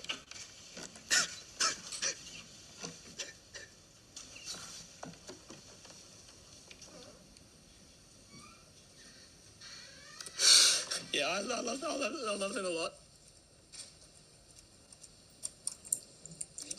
Yeah, I've got 2 little brothers and a mum and dad, and yeah, that's the tough part about being here. I love them a lot and I miss them, but it's I mean, they know this is what's best for me, and it's good. I can still talk to them plenty over the phone, and they're coming here to see the first few games, so I'm looking forward to that. There you go. Yeah. Nice little recovery there. He did a great job. Yeah. He handled himself well. No, and Jimmy says Mitch hated on the person asking the question. No, Mitch was the guy who asked the question. Everybody got mad at Mitch for asking the question. That's such a weird thing to get mad at somebody for. It is, Nick. It is. So How as dare John you said, do your job, Smoke Mitch. some doobage. It makes sense. It's halfway around the world. Yeah, of course he's gonna be sad. Well, I mean, Probably just all hit him. and we didn't. I didn't hear the full question, but it is difficult. You know, you're moving away for the first time. You're halfway around the world. I mean, people wouldn't have and I'm guessing they were a minority of the idiots on social media who were being critical, but props to those people. That's a pretty common question. Yeah. That you ask, first time away, stuff like that. And let's face it, a lot of times, not that this has happened a ton around here, if that question was asked, it didn't generate the emotional response. In this case, it did. It's just the way it hit. It hit him. It obviously hit him in a very specific way. Sure. Yeah, for sure. There's nothing wrong. I think people are reacting negatively to the question. Those that are reacting negatively to the question because Archie did break down. I think the people who but he wouldn't have. I guarantee you, he wouldn't have been up there answering questions if he didn't know that something like that might get brought up, or just something about his country. Heck, he could have asked him a question about, what do you miss most about being home? Mm-hmm. You miss the Vegemite sandwich, Ugh. assuming that they eat Vegemite sandwiches anymore. What part of Australia? And that could have, and I don't know. I didn't. Maybe he misses one of the Australian baseball teams. No, he would never miss that. Go Melbourne Aces. He's like, thank God I don't have to watch stupid Australian baseball anymore. I love Australian baseball. Well, either way, that was people who got mad at that, I think, are idiots and don't understand different reasons people can cry. So you're talking about one of our listeners, Doug in Harrison, Idaho. Another one of our listeners is an idiot. What's up, John? Hot Danger says, I don't think Mitch was in the wrong, but the predictability of the answer kind of suggests the question didn't need to be asked. What? Because something's predictable doesn't mean you don't ask it, because then if you don't ask it, then you don't know. Far be it for me to say this, because people are going to get freaking triggered. Hell yeah. But I don't give a damn. Oh, there is so much backlash right now against media that we have gone past the point of logic. Yes, there are certain criticisms. I'm not saying we are not above criticism, okay? Or other people in the media are above criticism, or the media in general isn't above criticism. But now we've reached that point where it's just it's so fashionable to criticize it. It's like we got to nitpick everything. This was a common question of a guy who is coming over here, who's got a unique story, and is leaving his home for the first time and coming halfway around the world to play a game he's never played before. That'd be like if someone in France decided to bring Josh over to Hell yeah. What's something you've never done before? Frog licking. I've never licked frog a frog. licking. Yeah. Why did you pick frog licking when I talked about the French? They eat frog wow, legs. Anti-French. Nick. What do they do But with the rest seriously, of the frog? come on. Yeah, it's a Well, I normal think question. It's just it's criticizing to be critical because it's easy to be critical of a certain entity. Mm-hmm. They. And by the way, it got run all across the country. Now Archie's the most popular guy in the Congrats to state. Mitch. Now he's most popular guy in the country. Matt Rule's stoked about this. loves Matt publicity. Rule is loving this. By rubbing his hands. I bet his together. next walk and talk is going to be him walking with Archie. Oh, I can't wait till he walks and talks with Archie, and Archie breaks down and cries again. And Matt Rule's And going to be like, oh, Matt Rule, oh, I can't believe you asked him that. I can't wait That's for so this to be today's terrible. show. That's Matt Rule. Jeremy says, "Holy shnikes, this is a great 5 minutes." John says, "Smoke weed." Nick says, "People are idiots." Then Nick licks frogs. I don't lick frogs. No, What? Josh licks Josh frogs. is licking frogs. I lick the frogs. That's what they do in France. Well, they do because Nick says they're frogs. They got rid of the legs. What else? What do they do with the rest of the frog, John? Charles, a good idea for a question Mitch could have asked. Hi, does the ball spin the opposite way in Australia? That would be funny. Apparently the toilet goes the other way. That's that pretty would be wild. funny. Next question should be, so does everyone have a poster of Crocodile Dundee where you're from? What do Oh, kangaroo man. burgers taste like? Who is that guy who got killed by the stingray? Steve That would be Irwin. Did Steve you guys Irwin. bow to Steve Irwin's ghost? Just potential questions he could have asked. Now there would be there. Okay, That this is is some. awful. This is How something. much shrimp do you like on so the Barbie? here's what Schick and Nick would have Let's done just back do in all the the day. stereotypes. So we could have asked questions and then you edit in the crying. So it's like, hey, have you ever had a shrimp on the Barbie? And then he breaks down and he cries and he's sad because he doesn't have it anymore. Hey, what happened when Steve Irwin died? And then he cried. Oh, man, I'm just giving away a great idea for free. Yeah, this could have you been are. really funny. That could have been an old school radio bit right there. What was But now I'm on vacation, so I can't do it. what was the favorite show you saw at the Sydney Opera House? And then he cries. And then he cries. Yep. Anywho, There you go. Was Kangaroo Jack your favorite movie? Rocky, do the dingoes really eat the babies? How many Fosters have you had? Charles says, can Mitch ask if Archie can say, that's not a knife. This is a knife. we should just have Archie quoting all of these Australian lines. That's good stuff. Look at that. This segment turned See, around. we've turned crying into laughter, Exactly. everyone. Crying into laughter. Pretty much the same emotion. Travis is mad that we even brought Crocodile Hunter into this. By the way, if you want something to laugh at, Uh-oh. I just happened to catch this the other day on YouTube. What happened? Norm McDonald's bit on the death of the Crocodile Hunter. Was it pretty funny? Yes. R.I.P. Norm. See, Norm can make that joke in the past because he's dead too. He's dead. He's allowed to make dead Not So jokes. now from a Steve stingray, Irwin, though. if Steve Irwin's got a problem with it, he can take it up with Have Norm you ever personally. seen what Yeah. Steve Irwin's kid looks like? Well, he has two of them, but his son looks just like him, and he also does the same thing that his dad did. Well, It's yeah, crazy. they were big wildlife conservationists. It kind of runs in the family.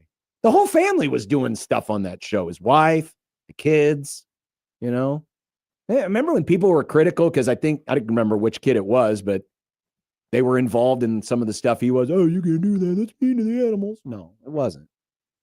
Steve Irwin was a good guy. I love Steve Irwin. R.I.P. But now I guess we have to Gotta ask him about him. What What was your reaction to Steve Irwin? Was that your 9/11? Nick. Wow. For Australia. Jiminy Christmas. Unreal.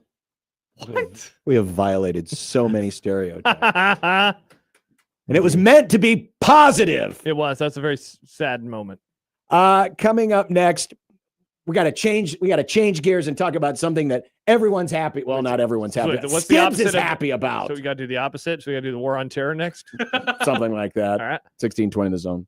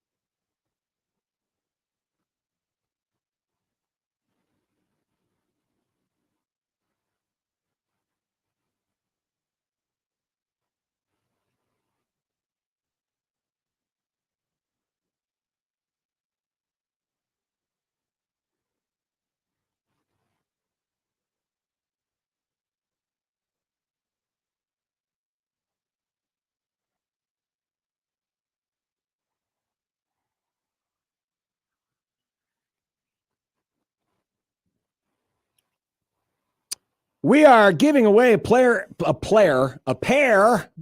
of tickets to the Blur Parties tailgate. Whoa! For the Nebraska-Cincinnati game at Arrowhead Stadium. They will be set up at Kauffman Stadium, so you get a chance to be in a big league ballpark before you go inside of a NFL stadium. Anyway, you can enter to win 2 Blur tickets online at 1620thezone.com. That's where we'll be. And yes, that's where we will be for the pregame and for our Grum on that Thursday, August the 28th. So again, 1620thezone.com. I don't mean to alarm anyone out there because I know, like everyone else, we all have a Pavlovian response every time we hear the emergency alert system screech at you. Sadly, ladies and gentlemen, you're going to be hearing it again soon because somebody was too busy thinking up more Australian slurs, couldn't successfully execute our emergency alert system test. So we apologize if we have to take the test again. Thankfully, the FCC gave us an extra credit exam. That'll be coming up a little bit later. I apologize for my follies. By the way, so I went to the Blur website because I wanted to see what time the tailgate begins, and it starts at 3:30. And they have this little video, and wouldn't you know it, but our tiny baby graphic designer Nick Grum is in the background of one of these shots in the video. Am I? Nick's in the trailer with his backwards hat. Nice. That was at one of the games last year. Well, yeah, that was at Memorial Stadium. That's the one they do underneath the overpass. Yeah, so there he is. It's pretty cool. Yeah, we'll be there. I can't wait. It is very cool. It'll be a great prize. Go register today, like John said, 1620thezone.com. We've got a tie. We've got a pair of ties. The mighty, mighty Dodgers, who everyone thought was going to just waltz their way to another World Series, have now been caught by the Padres, who have won, 12 out of their last 16 or something like that? Definitely. And the smiling face of Stibbs.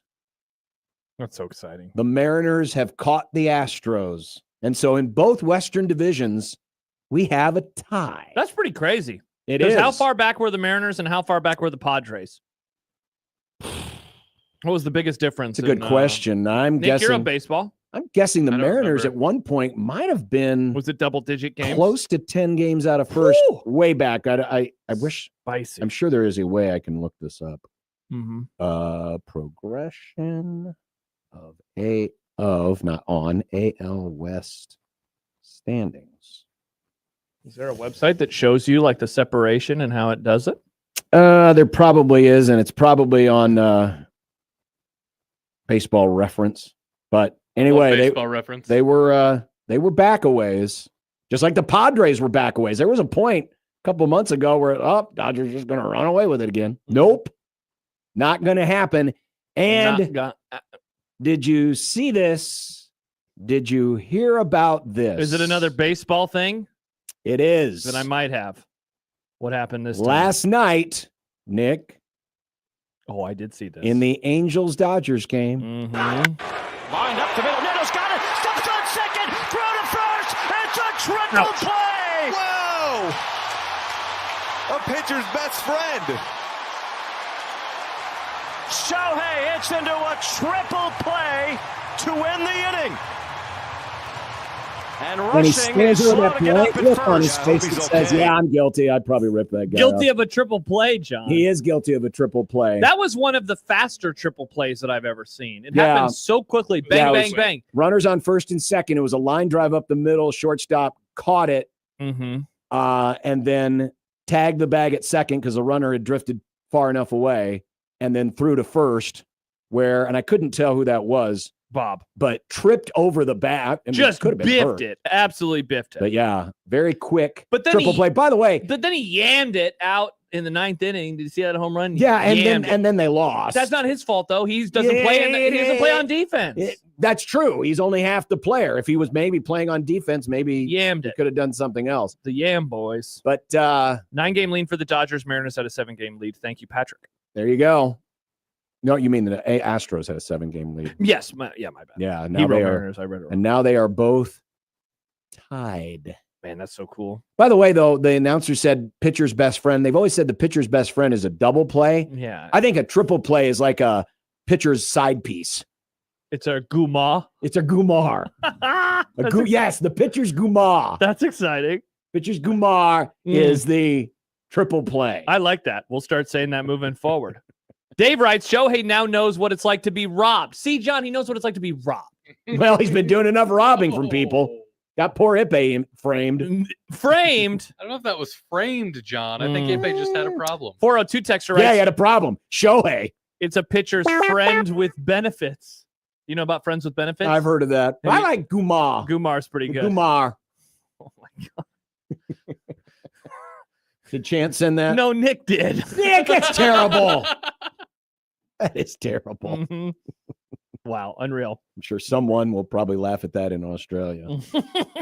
Oh, and the Brewers are winning again. So what's this winning streak up to now? If they win today, it's 12. And it's a blank out of blank games. What? Because they're something in 4 in their last something Yeah, games, right? They're ridiculous. And last They're night, played 26 and 4 in their last 30. And guess who they rocked yesterday? Skeens. Nick's guy? I love Skeens. I saw a stat yesterday where like Skeens' ERA against everybody else is in the 1s. His ERA against the Brewers is in the 5s. This is gross. This is just John, gross. Peaking too early. It's August 13th. It's too early to tell. You do not want to be playing. It is not too early to tell. The Brewers are going to run away with this division, because that the Cubs doesn't matter, can't though. hit. We're talking about the World Series. They're not going to win the World Series. Well, because the World Series is a crapshoot John, now because 90 teams get in the playoffs. So I know you don't understand baseball, but I'm going to try to do a little comparison, cross-sport comparison for you. Please educate me. This is like when the Cowboys are good in November. And I get excited, and you're like, you're an idiot. Nothing matters. This is November. That's what this is going on right now. You don't know that. I do. You have no idea. When they play the version of the Packers in the playoffs, Jordan Love, some baseball pitcher named Jordan Love, will throw for 1,000 strikeouts against them. You going to put it on the list? That they're not going to win the World Series? Yeah. Yeah. Go ahead. Absolutely Put it on the list. The Brewers are not going to win the World Series. I'll do you one better. The Mariners are going to go further in the playoffs than the Brewers are. List. You just got listed. Yeah. John, the other day you were like, they're not going to do it. And now you're, what's happened to you? Nothing. What are you 3 talking days about? ago, you're like, they're not going to do anything. I don't take baseball advice from you. Farron bullied you, and now you're like, the Brewers are really good. 3 days ago, you were like, I can't wait for their failure. But now you're that was afraid. me. That was me just coping because the Cubs are really bad right now. I mean, really bad. Is it further or farther? I mean, I don't know. I never know the difference. We'll go further. Seems right. Farther. Yeah, further. Go further. I don't know the difference. We'll know what it means. Okay. I just don't want to get criticized. We'll know what it means. Let's see. 402. Brewers are going to win streak themselves out of a championship. Yeah, see, you don't want to have a win streak in August. Too early. That's not true. It's like when Kentucky, in 2003, that team went 20-something straight games, and then they ran into Dwayne Wade in the NCAA tournament and they lost. You don't want to do that. With Woody, who was their coach? Woody? The magic Harrelson? the magic of baseball is you can lose one game and still be okay because they play series. What was that guy's name? Woody? It wasn't Woody. Who was the coach they had after Pitino? Who? Kentucky basketball. After Pitino? In the 90s. He won a natty. What was that guy's name? They did? They were good. 1999 Kentucky basketball. All right, let's see if we can figure this out together, everybody. I don't remember. They were coached by Tubby. I knew Woody. It was Jeez, you threw me off. It ended with a Y. Woody Tubby. Woody Tubby. Jeez. Corpian writes, way too much baseball talk for mid-August. The superior sport is about to start. What, volleyball? I mean, yeah. Oh, I do like volleyball. That's a good tease. That is a good tease because coming up, Nebraska volleyball, Alabama football, shaking hands. One more note. The Dodgers are 12-20 since July 4th. That's a losing record. Yeah, dude, that's your birthday. Only 4 teams have a worse record since then. Braves, Rockies, Nationals, and Rays. So the Dodgers and the Rockies shaking hands emoji. Wow. Congrats, Nick. The Rockies are basically the Dodgers. Wow, people are saying. Pretty close. At least right now they are. You are right. I mean, it is a long season, but it is getting much shorter. Yeah, but still too early to tell. Much shorter. Yeah. We will return with more of the Grum. This is Unsportsmanlike Conduct on 1620 The Zone. Everyone, Josh Peterson here for KRT Athletic Muscle Cream by Control. You visit the website, krtrelief.com. You can get free shipping on orders over $15. You can claim 10% off as well, and you can help yourself whether you're dealing with cramp pain, deep muscle pain, back pain, strains, or just that general muscle fatigue. It has really helped me a ton over the last few months, and would like for you to help yourself out as well. You know, I remember going through a lot of those struggles at the beginning of the year, had a chance to try this a couple of months ago, and the difference both pre-run and post-run was quite noticeable for me because it was something that I just hadn't been able to kind of get past. And that's the cool thing about this. You can put this on before you work out. Maybe you struggle during it. Maybe you have something lingering or whatever it is, or maybe something brand new pops up. You put it on after, and you're going to feel a whole lot better. Again, go to the website, krtrelief.com. You can get free shipping on orders over $15 today at krtrelief.com.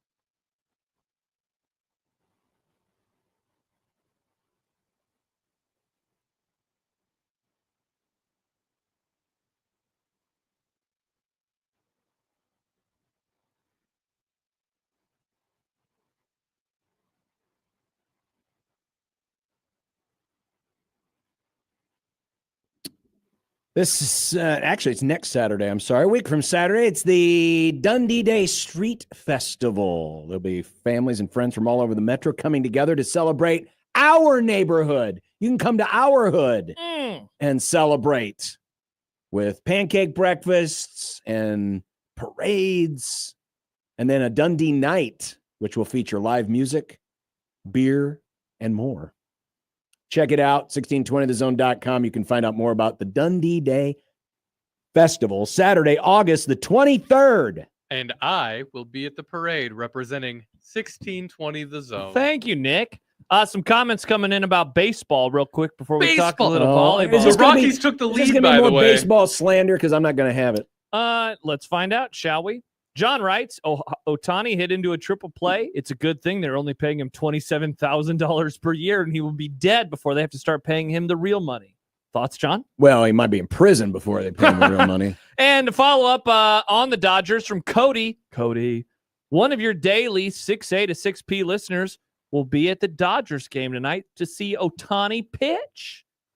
That's awesome. Don't blink, because if you do, you might miss it. Cody, send us a photo. Unless you were talking about somebody else, then I don't know what to do.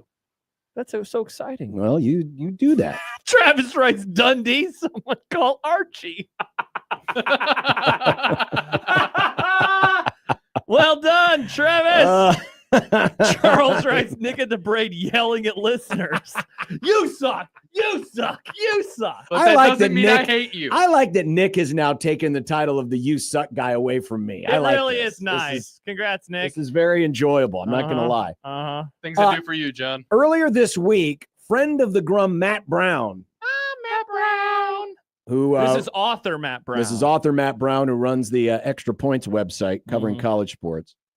Normally, we talk to him about college football, but he used a FOIA to find out who had the biggest volleyball budgets in the country.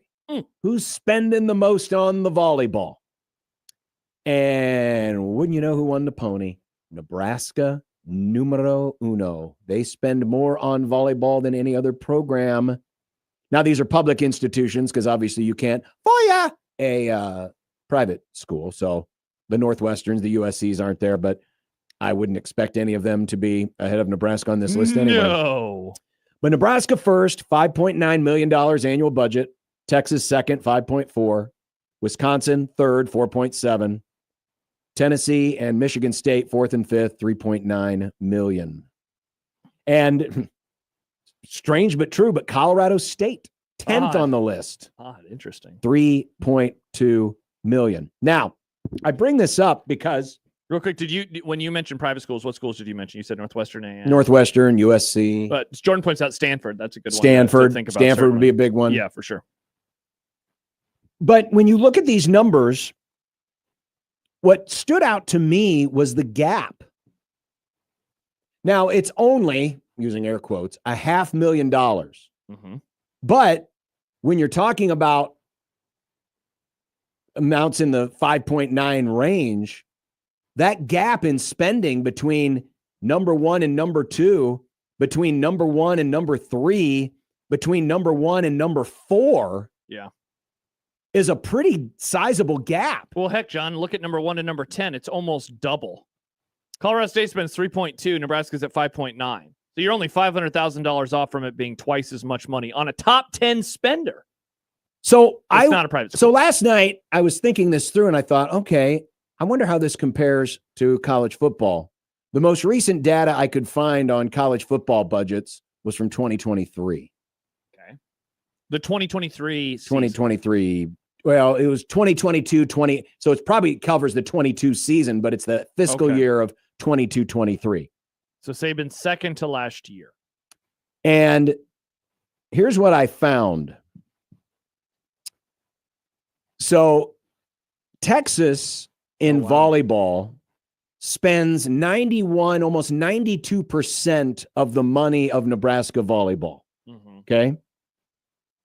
Wisconsin, third place, spends 79% of Nebraska's money on volleyball.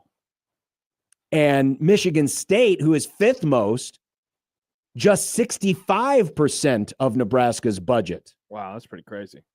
So when you compare it to Alabama football, in the fiscal year 22-23, Alabama spent $78 million on football. Second place was Washington. And now that's a little wonky because they fired a coach. Right. And then they hired DeBoer, oddly enough. And so that was going to up the cost of their, transition. Washington spent $70 million on football. Third place, Ohio State spent $69 million on football. Then there's a pretty decent drop. Georgia and Florida come in fourth and fifth. They spend $61 million on football. But when you look at the percentage, okay, look at the percentage, essentially the gap between 1 and 2 is the same between Nebraska volleyball and Texas volleyball and what Alabama spent in 22-23 and Washington spent. So in many ways, the spending gap, the same for Nebraska volleyball as it was for Alabama football. Now, again, these are 3 years-ish old numbers, but just giving you a perspective. What I found was really interesting was when you go down to that gap down to 10th place, Colorado State, like you said, it was close to half of Nebraska's budget. So Colorado State spent 55% of the budget that Nebraska did, right? Florida State, who was 10th in spending in football, 69%. Nice. So the gap, and it's not surprising, with a traditional, we'll call it a non-revenue sport, even though at Nebraska it does at least break even. In fact, it's made some money in recent years. Yep. It's not that uncommon to have bigger gaps from the haves and the have-nots. Football, which is a sport that most Power 4 schools, well, really all Power 4 schools, spend a lion's share of their money on, the gap's not going to be as big. So when you look at the difference between 1st and 10th in volleyball and 1st and 10th in football, it just shows you the commitment that Nebraska volleyball has versus the field. It really does. The rest of the country when it comes to spending on volleyball. Is there, not to turn this to football, is there any discussion to be had about how low Nebraska football is on this list? And you get what you pay for? And now this is the end of the Frost era, right? Like this is the Frost Mickey Joseph season. Yeah, and you included them. In 22-23 fiscal year Nebraska, the raw number was $35 million, which is 44, almost 45% of what was spent by Alabama. That is fascinating. Now, you were also paying Nick Saban $10 million a year. Yes, that's for sure. Which was double what you were paying Frost. Yep, and for sure. Certainly there were probably some other areas where they certainly outspent Nebraska. Example I used in those years were like Nebraska fires their offensive coordinator and they hire a guy who was working at a credit union. Alabama, loses their offensive coordinator and they hire a former NFL head coach. Correct. It's like that. It just shows the different level that they were operating on. And this is, look, that's now a totally different group of people in charge, right? Like all the leadership in Nebraska from that era, athletic director, head coach, like everybody, president, everybody is different. Yeah. The point here of the exercise was more to talk about, but it shows why they are able to do what they do and why they will continue to do what they do. Now, part of it is in that sport that how many schools in football want to be really, really good at football? Whatever that number is, it's fewer in volleyball, or at least are willing to make the necessary monetary decisions to be good at volleyball compared to football. And Nebraska is head and shoulders above everybody else. They want to be great at volleyball. They want to do everything possible to be great at volleyball. And it's even in an era of a new coach in Danny Busboom Kelly, whose, career gets going officially in a week and a half. They are going to continue doing what they have been doing, how they've been operating, spending the money that they have, putting together a good coaching staff, et cetera, et cetera. Oh, your team won, Nick. That's why. Oh, hell yeah. That's why I changed the channel. Go Rockies. Jimmy wants to know what was the Iowa and the Minnesota spending? Well, interesting you asked that. Iowa was 16th on this football list at $49 million. So they spent $14 more million than Nebraska did. Minnesota was 21st. They spent $5 million more than Nebraska, almost $41 million. I'm guessing some of that was. Now, again, this is 3 years old, so this is not reflective of the current administration and whatever number that is. And I'm guessing today. some of that was head coaches, right? PJ Fleck, Kirk Ferentz making more than Frost was in his last year. But still, that's pretty interesting that they were that. I mean, especially Iowa, that far into the top 20 compared to Nebraska. No, pretty they interesting. They did. They spent. Damn you, Trev. They spent an awful lot. Yeah, they did. An awful lot. But again, the point of this exercise was more to just, hey. Yeah, look at volleyball. Look at Nebraska volleyball and the commitment that they have that's so much greater than most of the other schools that they play. Alex Salinga says, does the volleyball number include the Memorial Stadium game, and does that inflate it? No, that was the next year. That was the 23-24 fiscal year, because that was the night before Matt Rule's first game. Yeah, I believe Matt Brown's numbers. They should be July 1, 2022, yeah. July 1, 2023. Yeah, it was. So it would have been right before the volleyball day. Right before it. Yeah. So pretty impressive. Yeah, certainly. It does explain a lot. It does explain a lot. Yeah, it definitely does. This is a quick follow-up from yesterday's hot take market. Speaking of people that spend a lot of money, or maybe in this case, aren't spending as much money as they should. Did you hear what your owner said? About? Well, they were at the premiere of the documentary. Yeah. And check out what Jerry Jones had to say about I'm sure I'm going creating attention. Well, I do believe if we're not being looked at, then I'll do my part to get us looked at. The beautiful thing for networks or, if you will, streaming companies is that the NFL is a 365-day-a-year interest factor. A lot of programming, you have to spend as much to make it, to promote it, as you do to make it. The Cowboys are a soap opera 365 days. The stream will begin when it gets low, momentarily. I'll stir it up. Please take your seats. And so it's wonderful to have the great athletes, have the great players. But there's something more there. There's sizzle, there's emotion. And if you will, there's controversy. That controversy is good stuff in terms of keeping and having people's attention. Awesome. I love that smug smile at the Isn't end. that unbelievable? I mean, it's actually not unbelievable. It's not. This is the most believable.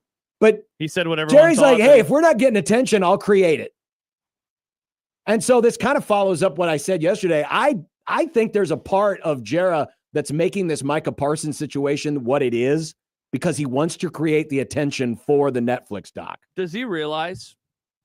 I'm going to throw something out there. It's kind of a wild idea.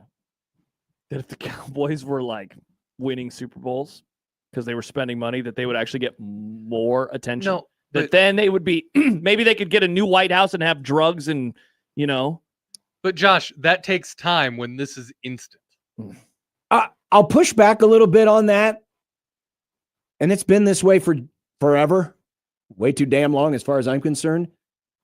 The Cowboys have never needed, at least in the last 30 years, they obviously proven it. They've never needed to win to draw attention. And I'm not even saying this because, Jera's trying to stir up stuff. It's because of the bandwagon nature of the franchise and how popular it is that, I don't want you. Get off my fan base. You should go away. I dare anyone to watch a day long of ESPN on the Chit Chat shows. There's probably not a day goes by that the Cowboys aren't mentioned at least once as part of the subject. You bring them up more than I do, so maybe you're trying to lean into the ratings. I bring it up because it's fun. Interesting. But no, seriously. They are really ingrained into the DNA and so of the sport. I don't even if they won a Super Bowl, I think because it's hard to give them any more attention than they've already gotten. No, if they won the Super Bowl, they get because then I don't think so. Can they repeat? I don't. Well, yeah, but right now, instead of when they were winning, the topic was can they repeat. Now that they're not winning Super Bowls, the topic is well, how do they get back there? It's a never-ending cycle. Well, yeah, but they keep talking about it. It's almost you would almost have to dedicate the entire Sports Center to the Cowboys to get more attention than what the franchise already gets. That'd be pretty amazing. That'd be pretty amazing crap. Yeah, that's why I wouldn't watch. But I just want to listen to my Cowboys pods. But no, you're probably right. They, in theory, of course, they make more money. They'd make more money if they won more. That's inarguable because people would buy more gear. I'd buy more. I'd want to buy more. If they won, you know how much How money can I'd you have spend? more gear? You already got everything that's I don't. under the I only sun. I have 2 shirts. This is the first I have time. 2 This shirts. is the first time in months you haven't worn something Wrong. Cowboys. I haven't been wearing as much lately out of protest, but I really like that new hat that my parents got me. I'm not wearing anything today. You've been wearing that Monarch shirt a lot. I like it. It's very soft and comfortable. Oh, you anti this shirt, Nick? Very interesting. Not anti that shirt. I wonder why, Nick. I think it's a fun league that they're in. The Sioux Falls Canaries are also in that league with the Monarchs. The Negro Leagues? No, there's another baseball league. It's like a sub league that the. Well, yeah, This is the Negro Leagues shirt. Yeah, but they do have the Monarchs are still There's around. another Monarchs team. Another Monarchs has hit the building? Yes. They play against the Canaries. My favorite team in that league. In the coal mine? Nice. Coming up No, next, in the birdcage. I challenged Josh yesterday if he's going to make a bold statement. Yep. He's got to back it up. Well, he's going to do that next. Josh thinks we're going to set a record. We're going to see more than 6? Is that the number? More new number 1 teams this year. Yep. Than ever before. Yep.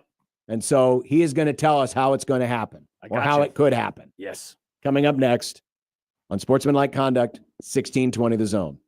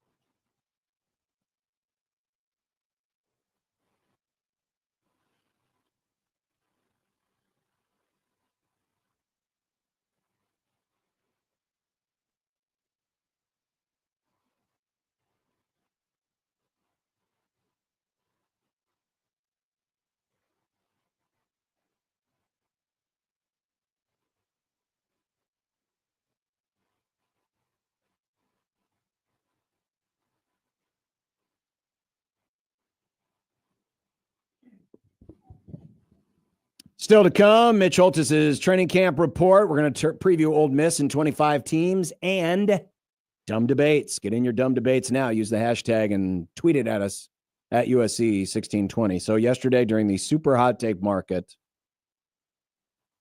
Josh made a prediction.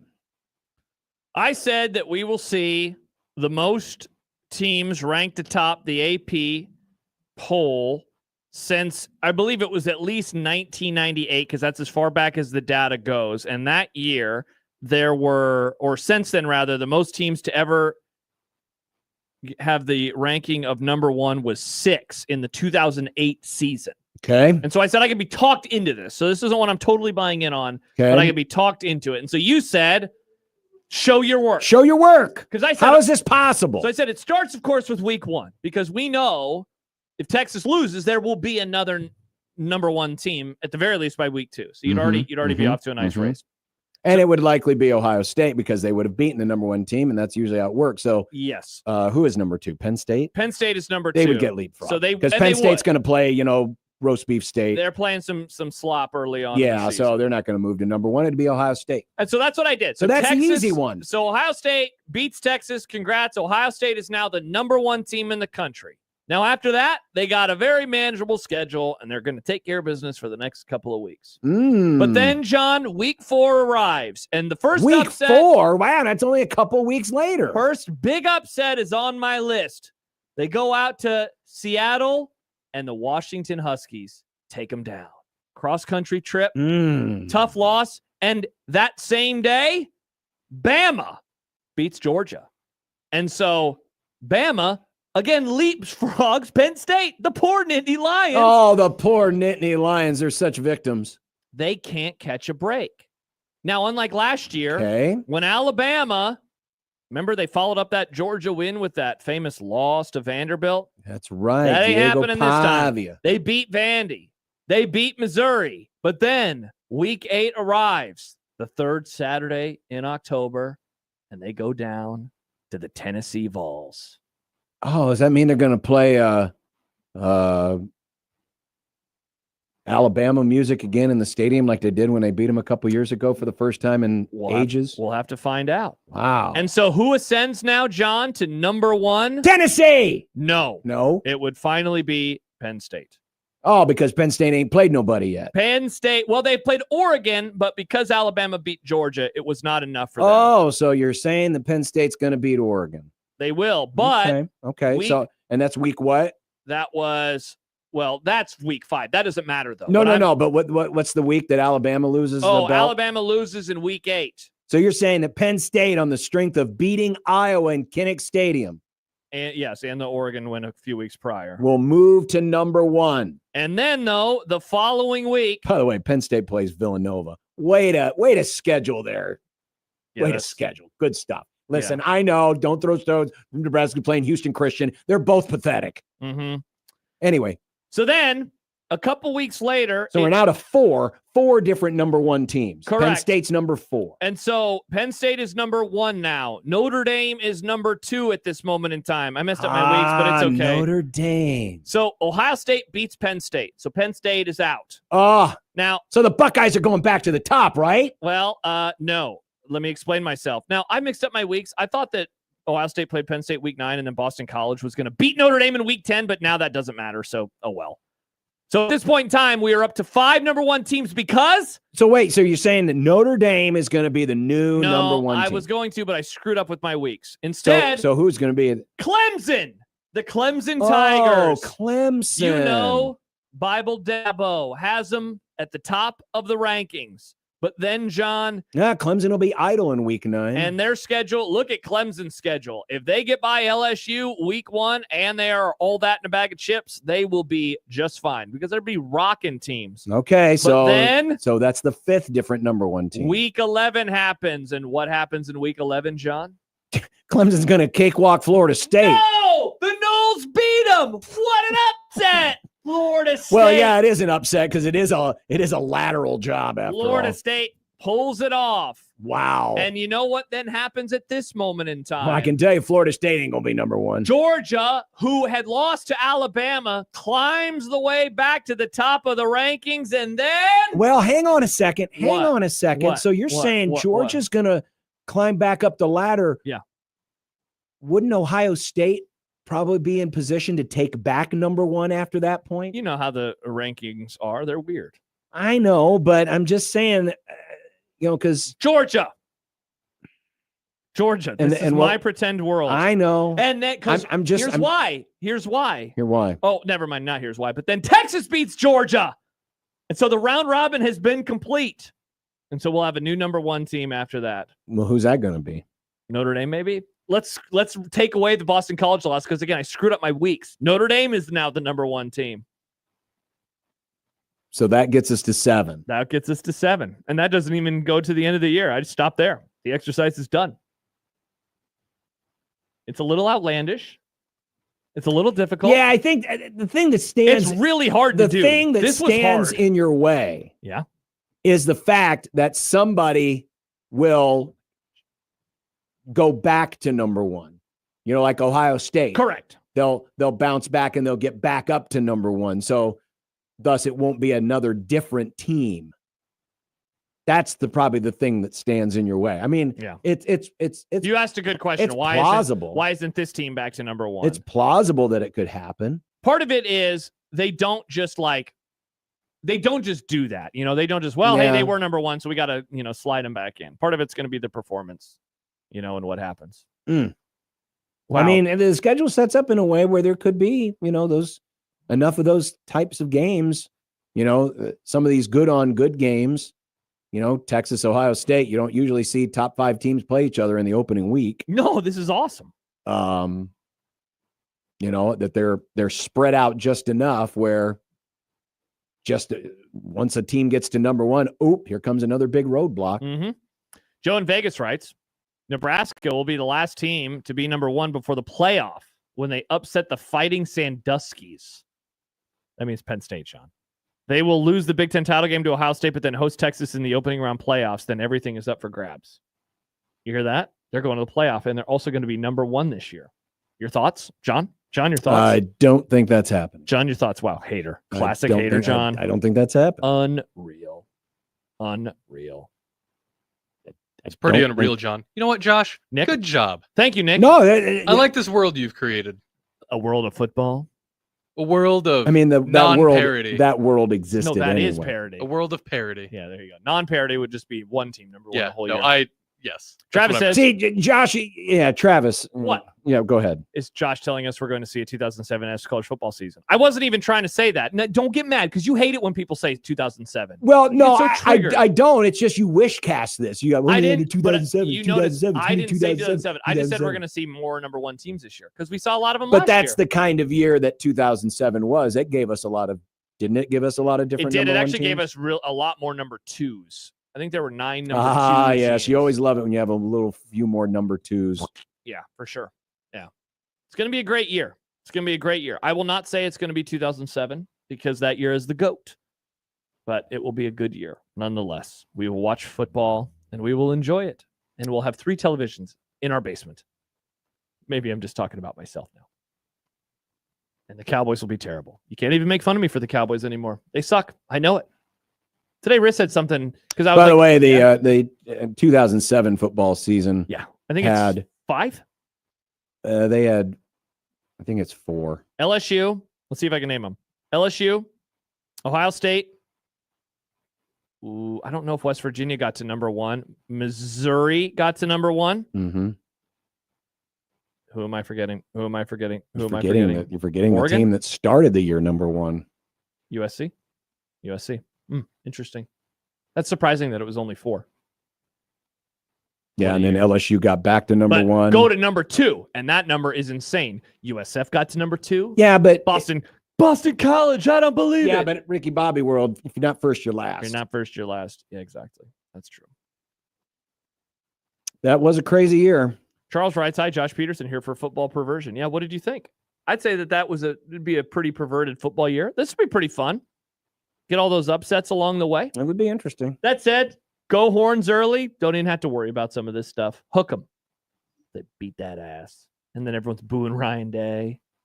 Kirk Herbstreit's yelling at Ohio State fans again. They're mad. What does he call them? The lunatic fringe? Well, He's kind of like they Nick are to our lunatics. listeners.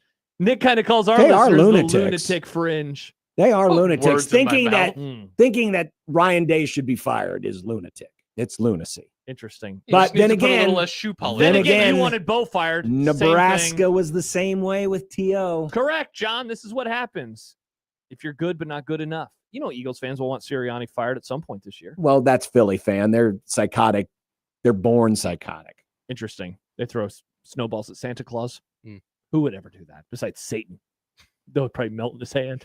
Yeah, Saint's not going to be throwing any snowballs and melt. Is Satan hot, or does he just live in a hot place? Why wouldn't he be hot? I mean, he's a living being, right? No, Entity? he's a demon. Yeah, but like we don't know if demons are hot to the touch. Poll question: are demons hot to the touch? Because Satan was an angel. I have no idea. Are angels hot? By the way, speaking of, But then he went to hell. all right, well, you two are being idiots. You asked a Religion question make of you Schaefer. uncomfortable? Yeah. No team outside the AP top 6, preseason top 6, has won a national title since the CFP started. So we're going back a decade. Yep. Ish. So you have Texas, Penn State, Ohio State, Clemson, Georgia, Notre Dame. So according to that stat, one of those 6 teams are winning the title. Texas, Penn State, Ohio State, Clemson, Georgia, Notre Dame. Mm-hmm. Does the trend continue, or who is the pick? Schaefer said it. The trend will probably continue. That's a good list of teams. If you're giving me those 6 versus the field, I would take those 6. Because let me ask it to you in a different way, John. Can you come up with 6 other teams that you would feel comfortable saying, I can see them winning the championship? I can give you 2, but can I give you 6? Oregon is number 7. I could see them winning the title. Alabama's number 8. I could absolutely see them winning the title. Could you see LSU winning the title? My bias against Brian Kelly aside, yes. You could. They're a very talented team. They have an NFL quarterback in Nussmeier. Okay. I think that's where it stops. Yeah, because I was going to say, can you see Miami winning a title? Replacing Cam Ward? They have what's his name? Who's dating a Kardashian or a cadaver or whatever her name is. Cadaver. What's her name? Kindever? Was it What Carson? What the no, hell's his name? the twins. The Kinver. The cadaver twins. Yeah. What are those? You know, the I don't know. Cavender the twins, I the believe. TikTokers, Nick. Yeah. I know nothing. He was at Georgia last That's a Gen ZB thing. No, you stop it. Arizona State, they're not winning the national championship, right? We agree. Illinois is not winning the national championship. South Carolina, Lenoris Sellers. No. Everybody loves this guy. No. What about the Michigan Wolverines? In fact, Michigan, you're an idiot. put it on the list. Michigan will not finish in the top 25. Oh, get the tomatoes, eggs. Can we go? Are we going back to eggs? Well, maybe we'll go back to Put it on the list. Michigan will not finish in the top All 25. right, I'll do it during the commercial break. Michigan Florida. going down. Gosh, your biases are unreal sometimes, John. Unreal. Got to take away your biases. I say this is someone with no biases. Florida. Yeah. Can DJ Lagway? No. Okay. When there's a lag, will. No, I think we've hit the list. I mean, SMU, Kansas State, Oklahoma, Texas. What about Texas A&M? no, Texas no, A&M? no. But they have the perpetually But they have the fake troops. underachieving organization. Stolen No, valor. never. They should be called the Texas A&M Stolen Valors. Oh, just ass and more ass. What about Indiana?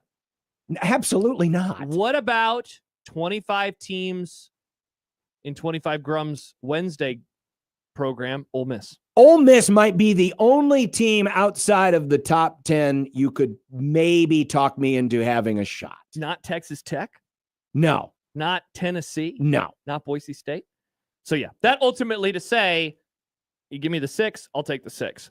If I'm going to pick one team outside, John, I think I'm going to surprise you. Roll Tide. That's my pick. I think Kalen DeBoer is a really good coach, and he has Ryan Grubb. The biggest question that I have with them is their quarterback is Ty Simpson, who was the starting quarterback, as we talked about yesterday in content. Mm-hmm. Can he be a guy that takes Well, them that okay, far? first off, outside of Aller, whoever wins the national title is going to be with a quarterback who is first-time starter? A first-time starter. Texas, first-time starter. Ohio State, first-time starter. Clemson. No, not Clemson. They have a returning Okay, quarterback. Clemson. Okay. Georgia, first-time starter. Georgia, first-time starter. Notre Dame, first-time starter. Oregon's quarterback has started, but not at Oregon. Not at Oregon. Yeah, and then Bama, we talked about. Yeah, so it's the idea of having a long in the tooth quarterback who's been in your system.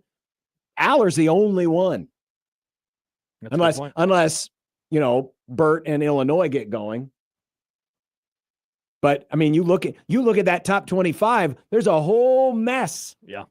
Of first year starters or first year in the program starting quarterbacks. Yeah, there which certainly is. It's and that's the way it's going to be. Correct. That's football now. Until something else changes in terms of the dynamic of college football. It's just something we have to get used to. Michael texts in 402-951-1620. As a Husker fan, would you tank the season if it guarantees you that you would get John Gruden? No. You don't want John Gruden, John? No. Yeah, why would you want John Gruden? I mean, if college? Michigan wants to tank so they can get John Gruden, sure, go ahead. Why would a college football program want John Gruden and his super complicated? First of all, you don't even have to tank. You can just yes, it's true. Just fire your coach. Just fire the damn coach if you really wanted him. Mm-hmm. But yeah, listen, all the hat dance stuff aside, of him unboxing gifts from different sports franchises. No, John Gruden is not going to. John Gruden wasn't going to lead when all those rumors of him going to Tennessee 10 years ago. Yeah, that too. Yeah, he wasn't going to lead. It wasn't going to happen. Gruden, God bless him, good offensive mind, entertaining fellow at times, but Nick, Google John Gruden banana. This dude, seriously, lived off of 1 year. Oh, he died. Well, I'd say he dined off that and the early Raider years. Well, the early Raider years got him on the map, but why is that face? But basically having Bill Callahan sabotage the Raiders. Yeah, that was tough. They didn't even change the signals. They didn't change the damn audibles playing their old coach in the Super Bowl. That's some Jerry Jones type crap there. Yes, it is. JD asks, where did Auburn start in the polls the year they won with Cam Newton? Now, that is before the era that we are describing. Yes, it is. That was 2010, but they did start 23rd. They did not rise into the top 10 until October 2nd, and they were not number one until the national championship game when they played Oregon. If there's a Cam Newton out there, who would it be? Well, some people would probably say Lenora Sellers. Other people would probably say DJ Lagway. I would say there isn't one. Because I mean that was special. There is not another. He was so good, man. That guy was so good. I think he's become underrated in a way. The further we get away, that team had like one draft pick other than him. None on offense. No, that team is like the least talented team to win the championship since like. I think his pro career kind of shadows some people's estimation. Not that his pro career was bad. Took him to the Super Bowl and won an MVP. It was, then he didn't dive on the fumble and everything changed. Yeah, I know. And he got so broken down in the end of his career. He couldn't throw the ball. And it was unfortunate. Yeah, but you're right. He was fun, man. You're right. I mean, nobody had a more impact in a single year. Yeah. Than Cam Newton. He had that play against LSU. Nick, he had this play against LSU. Patrick Peterson, defensive back, where he's closing in on Cam, and somehow Cam runs away from him. It's hard to describe, but he also broke like 4 tackles at the start of the play. It's ridiculous. Cam Newton was pretty amazing. Cam Newton guy, pretty good at football. Pretty good. Horrible typer on the internet, but really good at football. Jeremy says, I feel like with the expanded playoff, it gives teams outside of the top 6 a better chance to win. Yeah, absolutely. But preseason top 6 is what we're discussing. Yeah, right now, yeah. But are you willing to go outside of that top 6? And I think we only identified 3 teams that we could squint and see it. Yeah. It's not easy. It's really hard. And again, I think the obvious one is Bama. I just tweeted at you, Nick. I think it's the Bama. Obvious one is Bama. Oregon's not a bad pick either. Oregon very talented. It's and just I would give LSU a fighter's chance as well. Mm-hmm. But that's as far as I would go. Yeah. I mean, can't believe I'm about to say this. LSU? Would I be okay with Miami winning? Yes. Wait, why? You hate Miami I don't like Miami, but over Penn State? if you could get me an ACC or a Big 12 team to win the national title to maybe it's not going to stop it, believe me, but to stem the tide of trying to run these conferences out of business. I think the tide has been stemmed. I mean, personally, I would rather have a Big 12 team win, but it's probably not going to happen. You love the Big 12. I do love the Big 12. John loves the Big 12. And I'll say same thing with Clemson. I'm rooting for the ACC and the Big 12 this year. I am rooting for Clemson. Go Big 12. I am rooting for the ACC and the Big 12 this year. Well, you can root for them, but I root for the Cowboys. That doesn't get me anything. Well, so they're not going to win the title, but you can root for them. Clemson can. Yeah, they can. That's the list. No, Josh, this is a good thing for John because it means he won't watch Iowa and Wisconsin anymore. Oh, thank God. I'll still watch Iowa and Wisconsin. Why would you do that to yourself? Why not? I'd rather you break your wrist again. That's disgusting. That football game is the equivalent of falling over a bag of leaves. Not this year, because now Iowa's got a quarterback. Do they? Do you see that practice? Whee! I guarantee you that despite all the very, very varies and the really, really, reallys that Matt Rule has given us, wow. I guarantee you there's been some things that have happened in Husker practice that if they were on film, there'd be folks over in Iowa saying, "Oh, Dylan Roll, whee!" Oh, they can do that. Oh, look, he held on to the ball too good. Here's another pick six. They can just do that with the regular season games. Well, they could. This could be a fun bit. What's up with this? We can't make fun of Iowa anymore with you. No, you can make fun of Iowa. Go ahead, make fun of Iowa. You've changed. Go ahead, make fun of Iowa. I just didn't. Wait, first of all, you can't come to the defense of Iowa when you're literally going to take your betrothed over to Iowa to celebrate your anniversary. God's country. We're celebrating August 14th together. That's not our anniversary. What is that? Is that your version of Jan 6? What is that? No. Well, you're celebrating in Iowa. Is that your stingray? We just want to go have some delicious beer and burgers together. But they don't have delicious beer and burgers in Omaha where you live? They do, but sometimes it's fun to do a day trip. To Iowa. John, you go to Iowa every year. I do, but I don't have a problem with it. You're the one that wants me to make fun of them. With their football program. I'm going to Iowa on Sunday. No, you're an idiot. Going to Adventureland. Come on. You know who doesn't have a problem with Iowa? Mitch Holtis. Mitch Holtis, because he loves the whole kingdom. Mm-hmm. And he's going to tell us about who's the next chief that's going to be MVP caliber next. Awesome. On 1620 The Zone.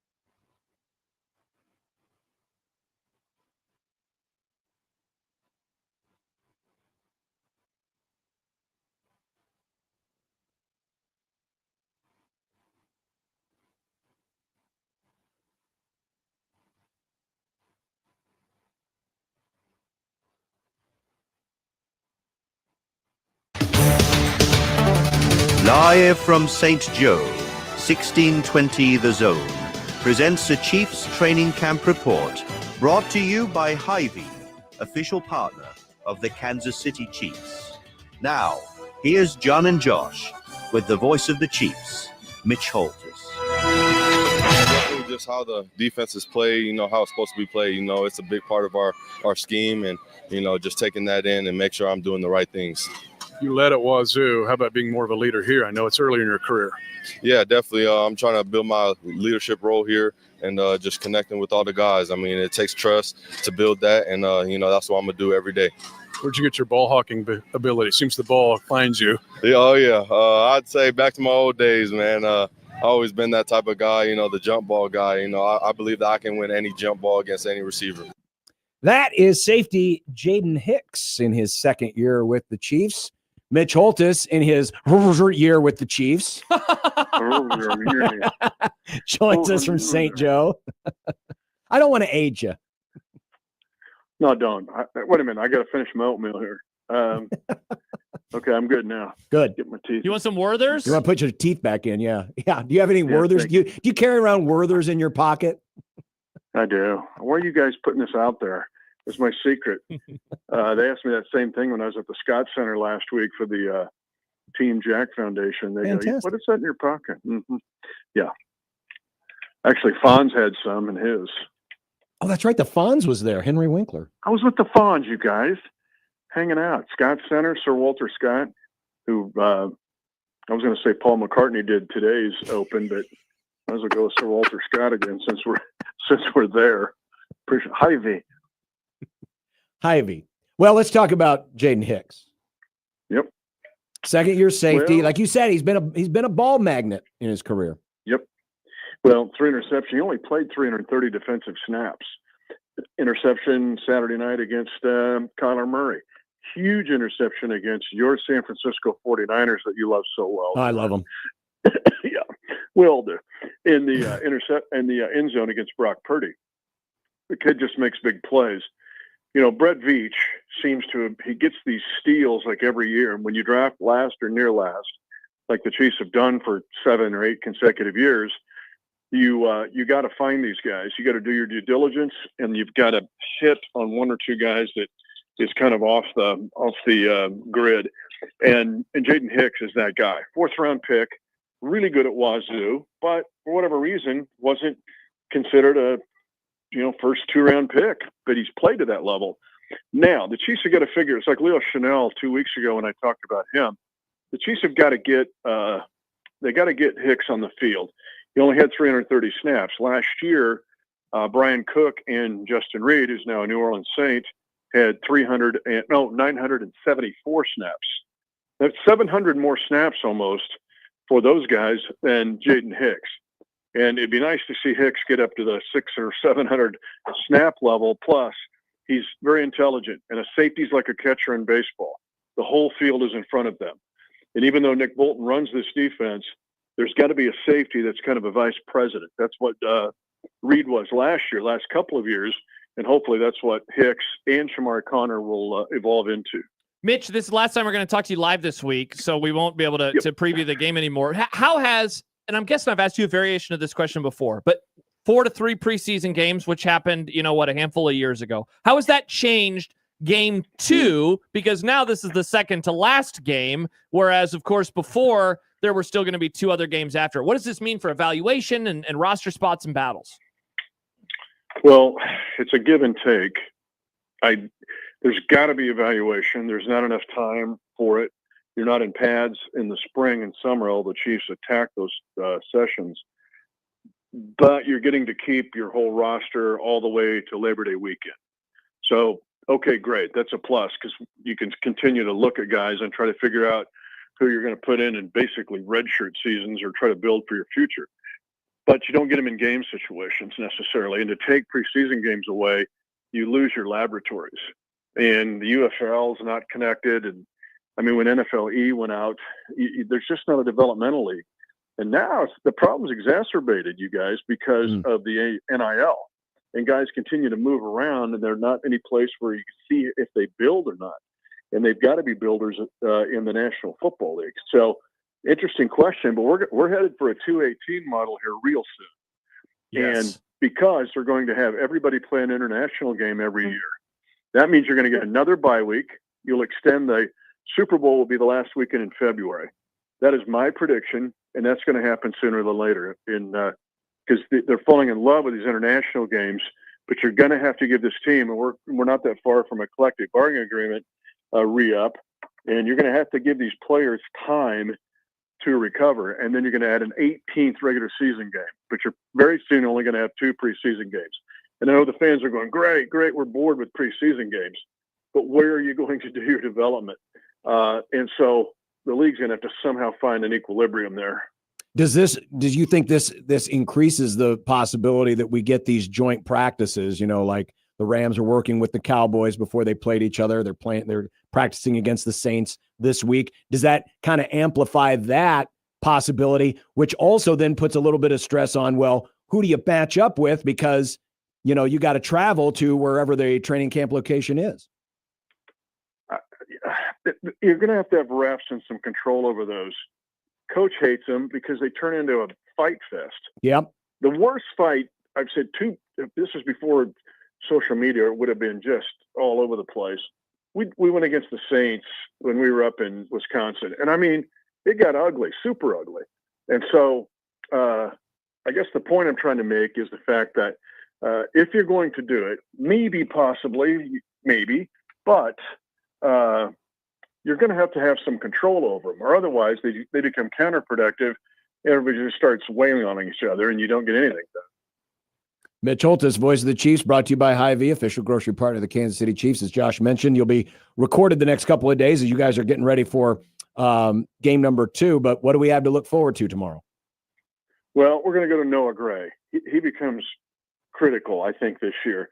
We talked about Kelsey and load management and what do we have going on there. And Noah Gray is not Kelsey. Nobody is. But you've got to figure out a way to get Gray some more time and snaps and production. He had a little run last year. It was pretty good, but you got to try to do that more and more. Fantastic. Mitch, we'll look forward to it. Thanks a lot. Get to your computer, Mitch. The podcast starts in 2.5 hours.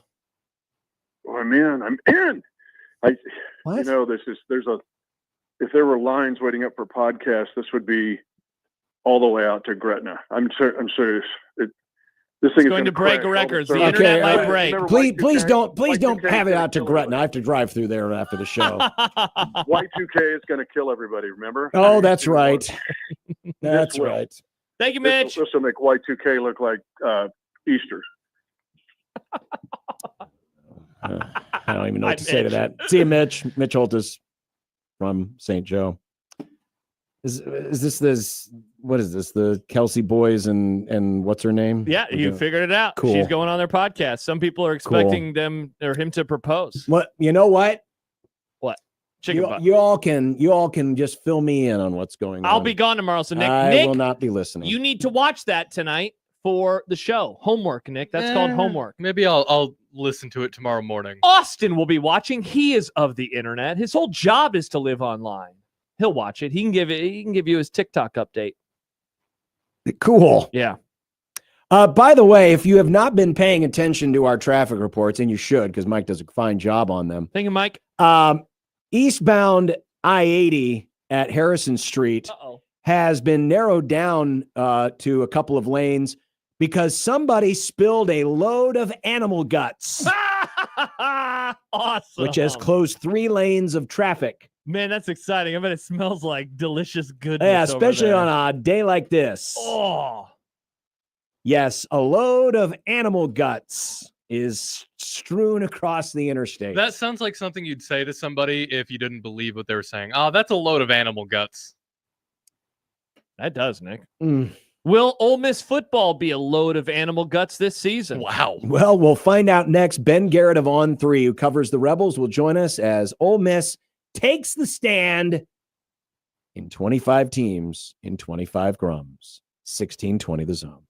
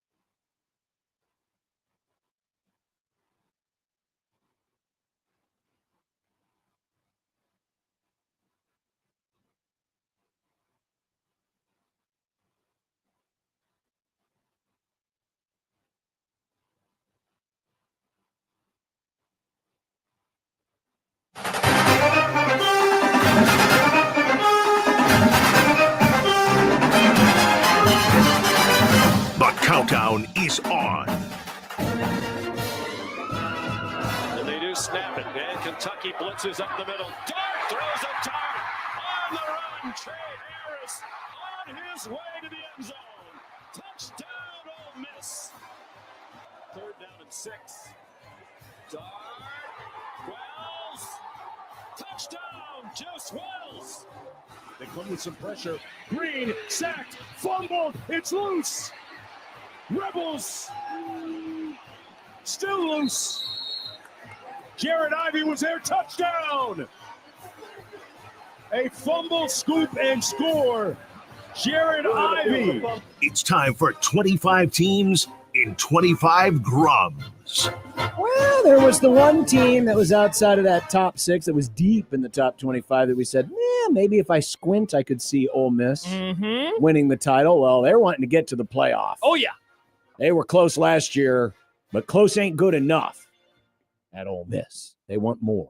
Ben Garrett, who covers the Rebels for On 3, joins us on the Prairie Flower Casino Zone hotline. Ben, good afternoon. How we doing, guys? Excellent. Very good. Ole Miss does, back in the late 50s, early 60s, has a national title. But that's kind of a one-off. Haven't won an SEC title in many years, haven't played for one in a long time. But Lane Kiffin's got 3 of Ole Miss's 10-win seasons. How are folks, how do they look right now at the Lane Kiffin era? Is this on the verge of a golden era of Ole Miss football?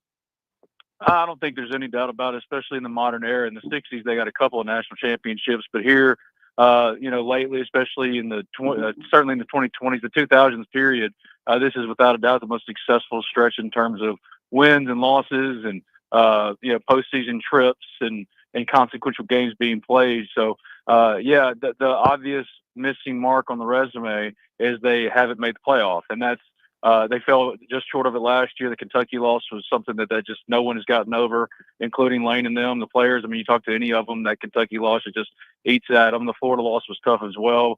LSU's the kind of loss that just happens. But if you look at it, I mean, Ole Miss lost by a combined total of, I think it was like 9 points in their 3 losses, and the rest of them they won by double digits. I mean, this is a good football team.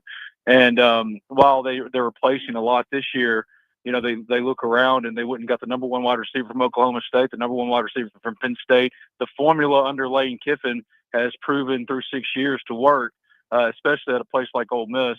And I don't think they have any plans to fall back this year at all. Even though they're going to have to go with some growing pains with Austin Simmons in his first year starting quarterback, this is a program that has proven, I think since 2020, one of 3 schools with however many wins, I can't remember off the top of my head as I'm driving actually right now. But yeah, I mean, they're an elite company, and certainly in the modern era of Ole Miss football, this is without a doubt the best stretch they've ever gone through. Ben, you mentioned the tough losses last year. I wanted to ask you about that because according to Bill Connolly's SP Plus numbers, last year's team was the best Rebel team since 1963, the best offense the program has had since 71, the best defense they've had since 66. So they had all of that, and yet they barely miss out on the playoff, and they do it because they lose to teams that I think we'd all agree they are better than. Should there be a concern about a hangover at all, do you think, especially given the prevalence of transfers this year? No, I don't think so. I mean, for them, it's such a new team. I mean, I think they're replacing over 70% of their starting 22.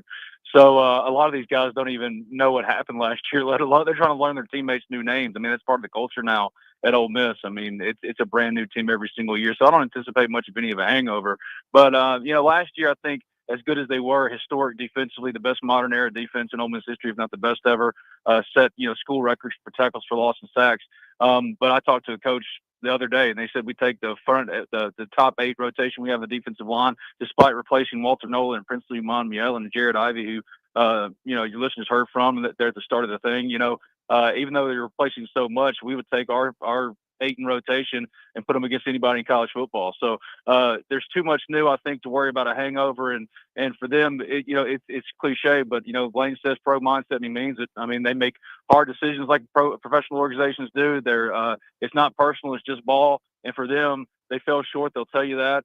A lot of it had to do with some wars that team in particular really found out during the season that it was dealing with, specifically the running game. They just didn't have the running component outside of Jackson Dart's legs that was consistent enough to compensate for when teams loaded up or just loaded up to try to stop them in the pass, which is one of the most prolific, not only for the SEC but in the country. So no, I don't anticipate they're thinking any kind of hangover. More or less, it's just about can we execute a little bit better with the group that again we expect to contend. They're going to deal with a little bit more ups and downs, peaks and valleys, because that's just inevitably what comes with a first-year starting quarterback. And Jackson Dart was in year 3 last year, but the talent is obvious. They got some things they got to work out in the secondary and the interior of the offensive line. But when Georgia State rolls into town on August 30th, they expect to hit the ground rolling and to contend for 10 wins again. Ben Garrett, Rebel Grove, on3.com, covering Ole Miss. You mentioned Austin Simmons. Quarterbacks in Lane Kiffin's system are going to get numbers. That's just what happens there. But how much is on Simmons if Ole Miss is to take that next step where he has to be borderline elite? Well, I don't know if he necessarily has to be borderline elite, but he certainly can't turn the ball over a lot like he did in the scrimmage on Saturday. I mean, one thing that Jackson Dart did last year is protect the football. The Florida game was lost for myriad reasons. The running component, again, fell short for Ole Miss. They tried a wide receiver at running back, for goodness sake. It just didn't work. And Jackson Dart, late in the game with an opportunity to go down and win, had inarguably one of the worst drives of his Ole Miss career, forcing action and having a multi-turnover game for him against Florida. That's what kills teams that don't have much of a margin for error if they haven't, accounted for one specific area enough, like Ole Miss did with the running game. I think with Austin, it's just about protecting the football. He's got the arm talent. He's got the talent in space. He's not the runner that Jackson Dart was.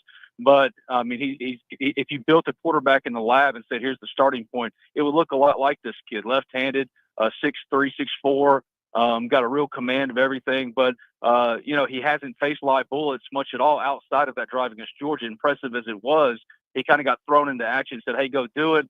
Just run the plays. He didn't have a lot to think about. Right now, he's processing a whole hell of a lot. And it's not just about the football either. It's not just about the offenses he's taking over for a record-setting quarterback in Jackson Dart. I mean, he is he was taking the media days. He's kind of looked at as the leader by his teammates, and yet he's still very early developmentally in his career. So I don't know if he has to be borderline elite, especially if Ole Miss is as good as they think they might be in the defensive front. Certainly improved in the running game, adding transfers and getting Logan Diggs healthy. Wide receivers, I mean, Lane said that he views these wide receivers as a strength of this team, and that might sound crazy to some that aren't around here, but I mean, yeah, they only return one guy in Caden Lee, who is one of the most underappreciated, underrated players in the SEC. But again, Trey Harris is gone. He's a second rounder, but they went and got so much in the portal and guys that they really believe are high level contributors. A number one from Oklahoma State and DeJon Stripling, a number one in Penn State, and Harrison Wallace from Penn State. And those guys, Austin's going to have to lean on them and trust his talent and trust his process. But right now, he's still very much learning. So as long as there's enough talent out there around him to make up for some of the mistakes he's inevitably going to make. But he's just still got to go out there and perform at a real level. If Austin Simmons isn't good this year, it's obvious. Ole Miss isn't going to be a very good football team. But the floor has been raised to a point where bad for Ole Miss is like 8 wins. So if the floor is 8-4, so be it. But Austin, yeah, he's got all the talent in the world, but he's still very early on. He's got to figure it out himself. Ben, I want to ask you about the guys protecting him up front, because today you wrote about freshmen to watch this year for the Rebels, and on the list were 2 true freshmen on that line in Devin Harper and Connor Howes. Are you expecting those guys to be players that could actually be relied upon in 2025?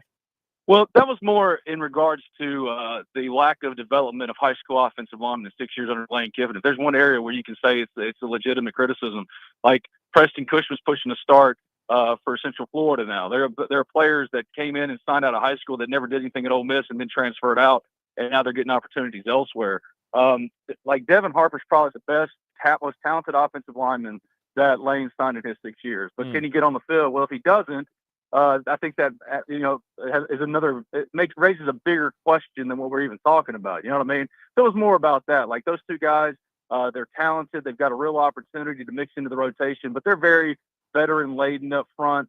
I think the biggest question mark is at center. Bryson Sanders is in his first year starting. He's been developing for multiple years, and now it's his time. But Patrick Kudus is a transfer from Arkansas that's going to start somewhere, and they have real options potentially at guard. That's where Devin Harper, the freshman I was talking about, can really factor in, because if you look at him, Devin looks a lot like Michael Orr did. A lot like, Larry Tunsil was in a class unto himself as far as talent, okay? We don't Larry Tunsil has his own tier, and then you go to the rest of them. Michael Orr, John Jerry, Bobby Massey, he looks a lot like those guys did as freshmen, and they broke in as guards. And for an offensive line that's just looking for the best 5 based purely on practice, Devin, from a raw talent perspective, even though he's swimming a little bit for the playbook, he is one of the most talented on that offensive front. But they don't have to rely on him right now. Connor Howell, same thing. They don't have to rely on either of those guys. They got Patrick Kudus. Diego Pounds returns at left tackle. Jaden Williams returns at right tackle. And if Jade can stay healthy, which is a huge question mark, has been the problem his entire Ole Miss career, that's the highest graded offensive tackle Ole Miss has had under Lane Kiffin. That's a good player. That's an NFL player.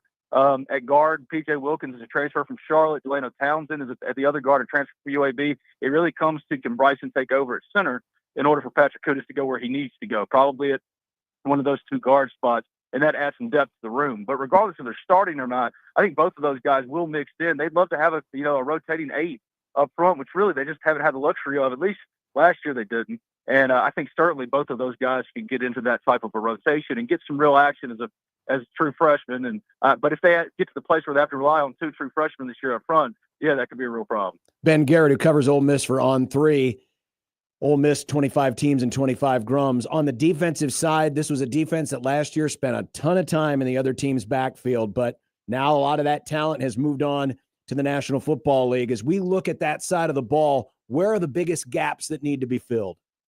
In the secondary. I mean, I think they got to figure out field corner. Antonio Cottage done a good job. He's a transfer from Auburn to stepping in and taking over on the boundary for Trey Amos. Trey Amos was really the MVP for Ole Miss last year. I mean, you can talk about Walter Nolan. You can talk about, obviously, Jackson Dart. Pick your guy. Walter Nolan was, just so good last year, the highest pick for Ole Miss in that NFL draft, number 17 overall to the Cardinals. But Trey Amos was an All-American in his one and only year. He's going to start for the Commanders this year as a rookie, the second rounder.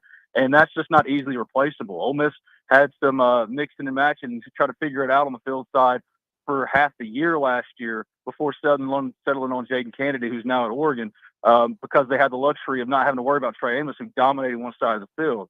I don't think they have that kind of a guy, but Antonio Kite's certainly been, strong and solid and had a good camp, and he's taken one of those spots and run with it so that they could figure something out on the other end with either Ricky Fletcher, who's a transfer from South Alabama, or Chris Graves, who's been here a couple of years, formerly a transfer from Miami, and a freshman that they really liked in Dante Core, who had a great scrimmage on Saturday and was getting some, real first-team run earlier this week in practice. So I think figuring it out at corner and then probably at free safety as well. I mean, they're replacing all 5 of their starters in the secondary. And Sage Ryan is a transfer from LSU who's been there, done that.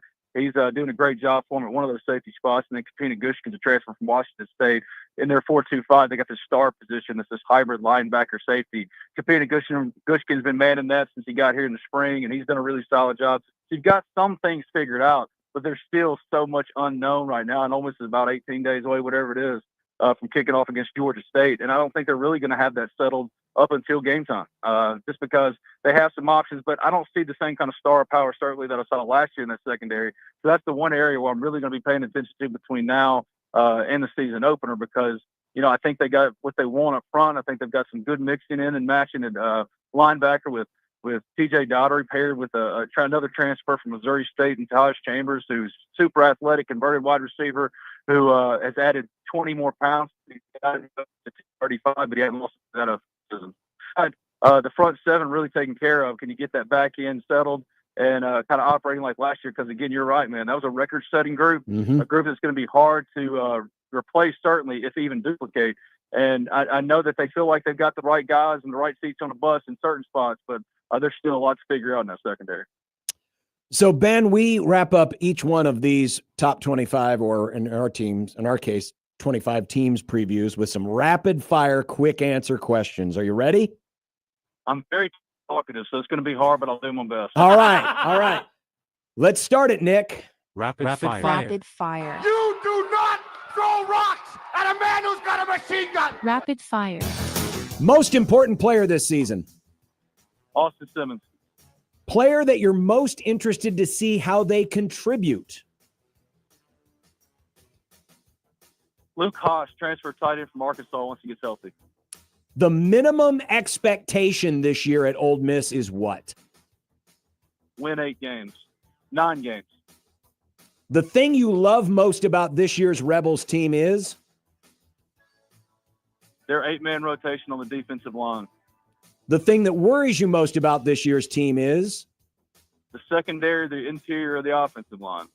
If you had $10,000 riding on it, What's your regular season record prediction? 9-3. Your SEC champion pick. Texas, and I don't like it. I can tell in your voice. And finally, give me 3 teams that you would wager to win the national title. 3 teams. Does it have to be just the SEC? Nope. Texas, Ohio State, and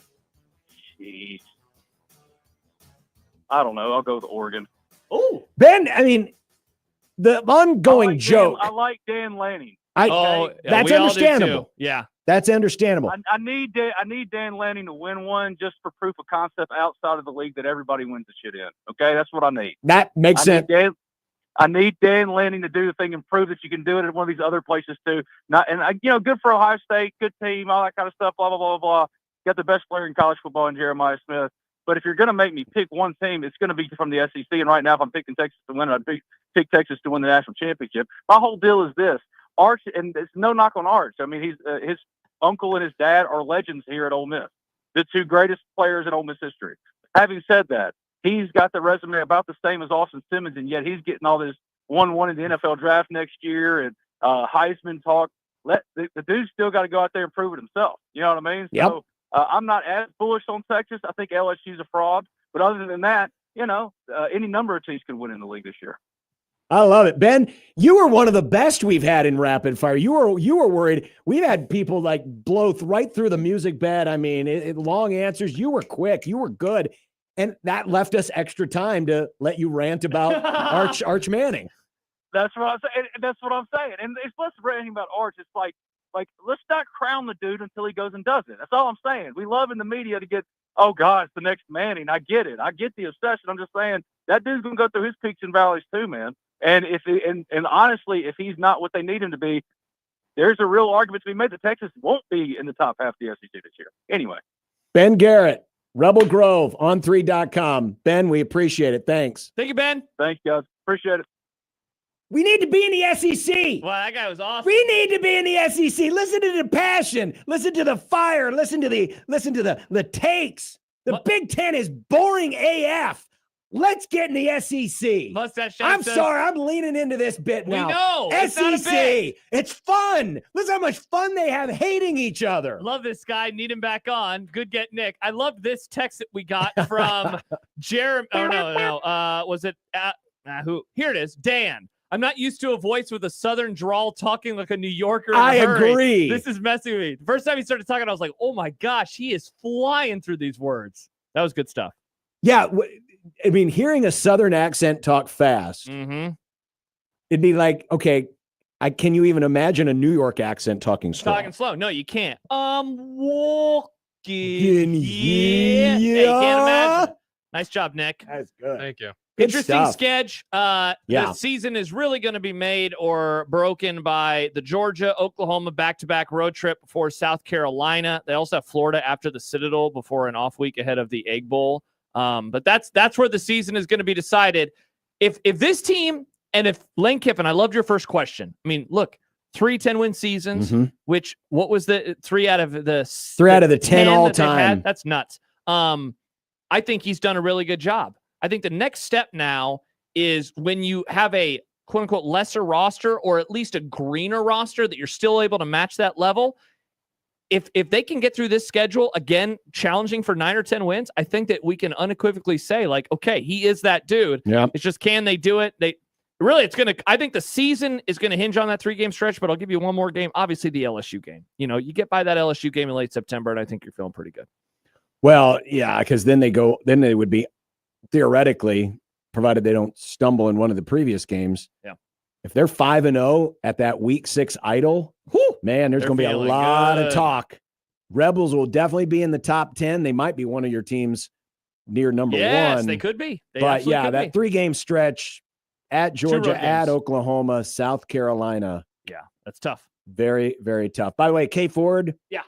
57% chance of 9 wins, 8.7 is the estimation on K Ford ratings.com. They avoid Texas. They avoid Alabama. Alabama in terms of the other contenders in the conference. Also, Corpian points this out. You're saying you like rivalries. You like hate. John, Josh tries to poo-poo on Iowa, and you always defend them. I don't defend We try them. to talk crap here, but you won't let it happen. I've made fun of their quarterback's horrible pocket presence and inability to catch a snap, and you're like, whoa, whoa, whoa, pump the brakes. But if that guy did it about South Carolina, he'd be like, yeah, the SEC, we don't do this up here. But I mean, I just did it. He was like spitting fire and facts I and all this spit other fire. stuff. All you were like was, he's fumbled a snap once. No, I said it faster. I said, do you need He's me to talk fumbled faster? the ones. I'm going to talk faster like that guy, and then you'll like me a little bit more. Seriously, the only personality we had was Hondo. Remember Hondo? Yeah, I do remember Hondo. And he was annoying. I do remember. Yes, he was. Very Yes, he was. annoying. Very annoying. Okay. And Tim May. He's still with us. I know he is. Are we having Tim May on next week, Nick? Oh, no, wait. We already talked to Paul Keels when you were gone. Yeah, we talked to Paul. Yeah, Nick has kicked Tim May out of the rotation. He says, no soup for you, Tim. Well, Paul was really good. Paul was awesome. And he did a great job with He did. He also executed the Mount Rushmore of rapid fire. We should have really rated. should We have should have time. ranked these. Yeah. We should have ranked Nick, these. this would require a little bit of work, but if you went back and you found the length of time and we put together the 25 teams list of how long rapid fire lasted, that would be pretty funty. Be a fun bit. The ones That could be that a good graphic. that went past, I mean, there's some guests that we had to stop asking questions, even though Mhm. you have like, what is it? Is 8 questions, I believe? Because I did the same thing when you were gone. And what was it? Was it Boise State last week? Yeah. That guy struggled. Something else I've been wanting to do was go through with all of our guests and write down which teams they're picking to go to the championship so we can kind of have like a tally. Oh, that's a great idea, Nick. Be a good graphic. Plenty of work for you to do. I love this. Chris says the Big Ten has the best rivalry, but John still hates the Big Ten. Correct. Yeah, I do hate the Big Ten. Everybody should hate the Big Ten for what they're trying to do to college sports. But you're right. I mean, Interesting. Ohio State, SEC Michigan is the best rivalry. SEC stole Oklahoma and Texas, thus kicking off this whole era of slop, and yet you never Well, but say a it was word really about kicked them. off. It was really kicked off when old East Coast Jim plucked Nebraska. That's what really started. Interesting. When we continue. Dumb debate. Dumb debate. If that wasn't dumb enough, If for that you. wasn't dumb enough, no, I was pretty good. Ben was good. Mhm. He was not dumb at all. Dumb debates is dumb. Oh, yeah. 1620 the zone.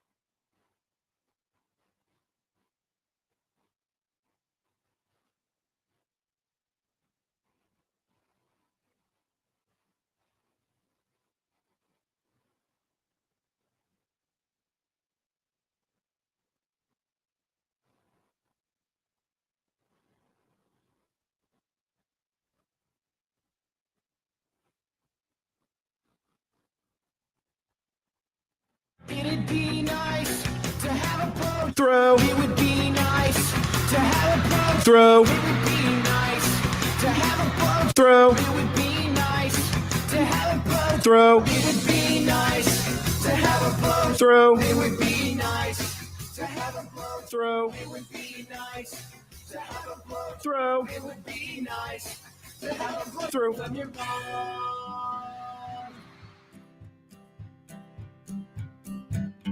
Listen, listen not to we did anyway, dumb debating. John's computer sucks, Macs are the only way, dumb debating. Fullbacks are running backs, hamburger steaks. Josh is too dumb to eat a cupcake. Mailing a base. Does John like Nebraska or Creighton? Just three radio hosts on air, dumb debating. Die for the pylon or give up on the plate, dumb debating. Millennials are great and old should go away, dumb debating. Rarely do we find any common ground. Josh wants his food to be the best around. Even if it gives him fatal flatulation. Just three radio hosts on air, dumb debating. When a tree falls down and nobody's around, you can bet your ass it won't make a sound. Water ain't wet, you know nothing about hydration. Just three radio hosts on air, dumb debating. Just three radio hosts on air, dumb debating. Here it is, Dumb Debates. Dumb debates. By the way, if you're out there in the I-80 traffic near Harrison and smelling the spilled guts, we feel for you. Yeah, those aren't just John's takes, folks. Got him. Got him. Pretty bad. Oh, yeah. It's stinky. Pretty stinky mess. It's going to be stanky. These things, you never notice these things never happen in like the fall or the early spring when it's cool and, you know, the heat's not like radiating down and just making a bad situation worse. Always happens in the middle of the summer. Mm-hmm. Sam writes, hashtag free Hondo. Hondo is a Raiders reporter now. Do we want Hondo on to talk about the Raiders? I mean, as annoying as he was about Michigan State. Yeah. And how is he going to be able to wax poetic about how great Nebraska is when we're talking about professional football? He'd find a way. I'm sure. I have no doubt about it. I have no doubt about it. This is Dumb Debates. Your chance to influence the direction of the Grum. Bring any of your dumb debates, and we have them all the time. Happens everywhere. Mm-hmm. Send them to us in the JTech Construction Zone Twitter feed at USC 1620. Use the hashtag dumb debates. Email them to John at 1620thezone.com, Josh at 1620thezone.com, Equitable Bank inbox. We take banking personal. Answer the phone on the first ring. This was actually, I don't even think it was meant to be a dumb debate, but it was a poll question. Nate says it was the dumb argument of the day at work today. Oh. AKA a dumb debate. I love that. Bill Belichick's new love life is cool or a little embarrassing. Wow, so it's just those two options? Yeah. Is it cool or a little embarrassing? I mean, we're talking about a 70-year-old guy with a young 20s lady.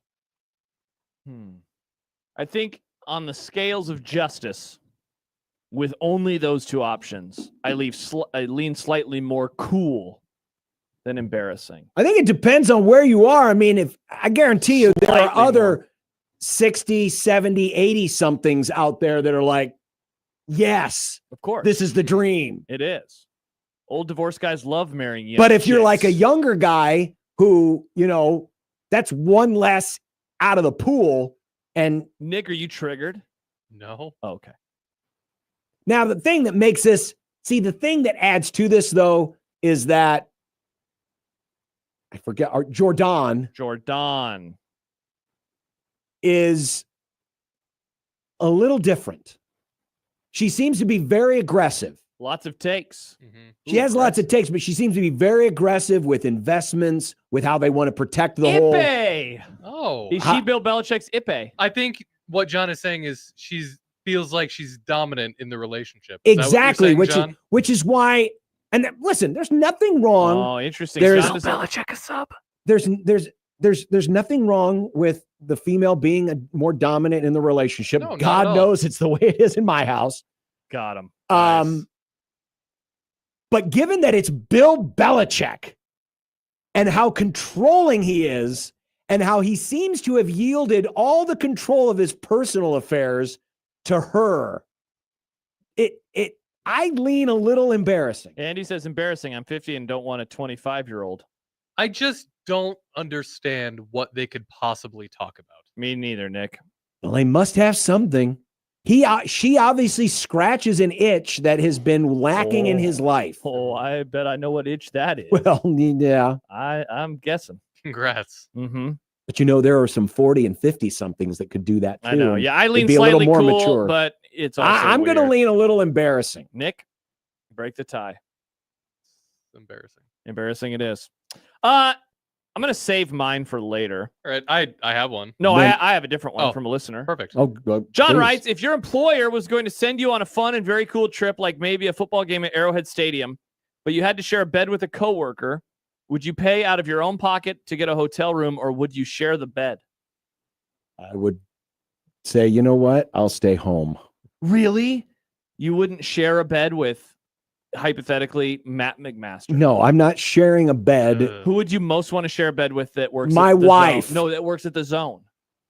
Would you rather share a bed with me, Odson, Happer, Gary, Matt? None of or the Prudon? None of the above. Who's number one? I think now, if I absolutely had to answer, Odson or Happer. if I had to answer, I'll pick the Happer. answer would be either you Shout out to or Matt, because you're the two smallest. the tiny So- baby boys. So you'll take up less space, and there's less Wow. ability. Are you calling for- the others fatties? I think I'm just saying you guys are smaller than the rest of us. I think the question that you should ask first, when considering this question, is who do you think is the biggest sleep farter? Oh, that's so weird, Nick. Why did you go to sleep farting? Because that's important if you're gonna sleep next to somebody. You want to smell Matt McMaster's farts all night? We need to have sleep farter 1620 the zone sleep farter power rankings. I'm just gonna tell you right now. Yeah.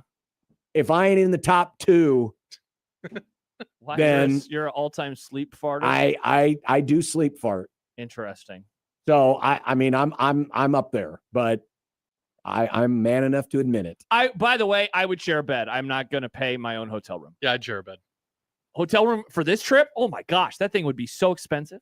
Also, good luck finding I'm one. sure there's like some really cheap options. I don't want one of those. Those Go to beds the are Motel so uncomfortable. So uncomfortable. Because I'm serious question. How many people will have rooms reserved pregame? I think most of the hotel rooms will be Friday night, You don't think or that'll be Thursday night? Thursday night, Friday. So You're saying the majority of people will drive so down if you on were Thursday. going back, yeah, you could. I bet you could get rooms on Wednesday night. I guess that's true. And That then would you be would a just drive little back cheaper. home. Yeah, that's true. But we're there on Thursday night as well. Yeah. No, I know, but you could drive back after the game. Oh, I see. Just don't spend the night. You want to drive back at 5 a.m. after the rain-delayed game? Am I saying I would? No. I'm just saying that You'd rather do that than lay in the bed with I one of think the his people that fat are coworkers. I think the people that Sean's are words, making not this mine. into a trip are planning after the game, not before the game. Yeah, I guess that's true. There are going to be a lot of folks driving down on Thursday. Mm-hmm. Lot of folks. Chance says average downtown KC hotel room when I checked for Thursday night was $300 per night. Yikes. Well, you don't have to stay downtown. Yeah, and you could stay in Olathe. You could stay in Platte City. One of my best buds Next to lives the in Waffle Olathe. House. I could just go lay there, spend the night there. Cats Are Funny says, why do sports talk shows talk about this relationship like it is sports instead of gossip rags? Because she is affecting North Carolina football. She is like having an actual impact on North Carolina. I think that is inarguable. That's why. And also it's because he's 100 and she's 20. What do they talk about? Yeah, it's weird. I don't know why people aren't interested.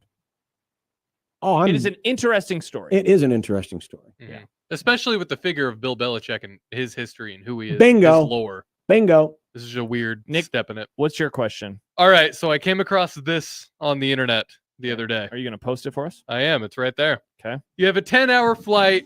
Where are you sitting? And it is 10 different rows of seats with different NFL quarterbacks. Now, Nick, can you name all of the quarterbacks on this graphic? Not all of them, but some of them. Okay, so I can help you out. Row 1. It's Joe Burrow and Caleb Williams. Row Thank you. 2 is Bo Nix and Kyler Murray. Row 3, you are in the middle of Baker Mayfield and Patrick Mahomes. Row 4, it's Jordan Love and Lamar Jackson. And you're in the aisle seat. Row 5, it's Justin Herbert, Jalen Hurts. You're in the middle seat. And then the 6th one is Brock Purdy and Jaden Daniels, and you're again in the middle. Row 7, you're next to Dak, and Dak is sitting next to. Is that Mayo boy? Yeah, it's Drake May. Drake May. Tua and crap. What's the? That's Daniel Jones. Daniel Jones in row 8, and you're in the window seat. Row 9, you're in the middle, and it's Trevor Lawrence and Bryce Young, and then finally row 10, you're next to Jordan Love, who is next to Josh Allen. Oh, but then you have to be next to Jalen Hurts in the other row. Well, the automatic disqualifier is I'm not taking a middle seat. You know what? I think I'll sit next to my guy. I'll sit next to Dak, and then I'll lean over and say, Drake May, you're overrated. Is that Jordan Love with Josh Allen? I thought Jordan Love was.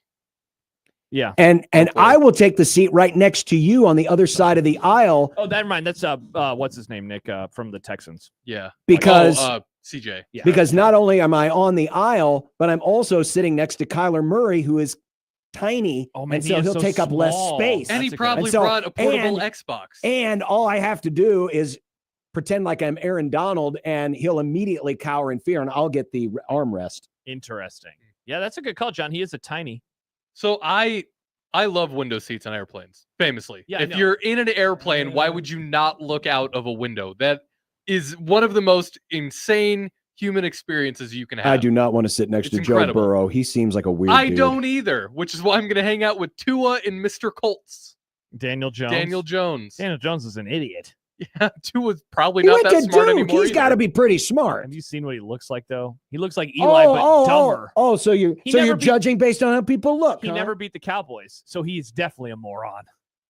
Do you think? Well, he never beat the Cowboys because the Giants have sucked for the last decade. So have the Cowboys. Do you think if in this scenario the plane was crashing, Tua would try to brace or just not? Wow, his dad would probably judge him if he did. Yeah, don't you dare put that helmet on.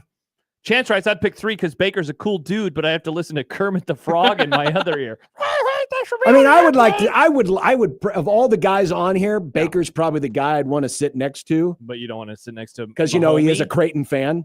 Good one. He was at the game. That's true. And he is a Rams hero, Baker Mayfield, for that Thursday night performance against the Raiders. But yeah, I'm not taking a middle seat. Yeah, middle seat sucks. Yeah. All right. What is the worst way to have someone express laughter via a text message? So I can give you some options. What is the worst way? What is the way if somebody does that to you, you would be like, yuck. So there is LOL, of course, the classic. Ha ha, the other classic. There is LMAO in its various forms. LMBO, if you want to say laughing my butt off. There is he, which is my answer, by the way. He triggers me to no end. Wow. And then there are the various laughing emojis. I will say sideways laughing while crying emoji, the woat. Yeah. But he. Wow. Why is that the woat? I hate that one because it's always like, it's not that funny. You're not funny, person.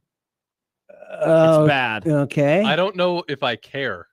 Charles writes, lols is dumb. I think Nick has the right answer. I express laughter however you want. You don't judge people? No.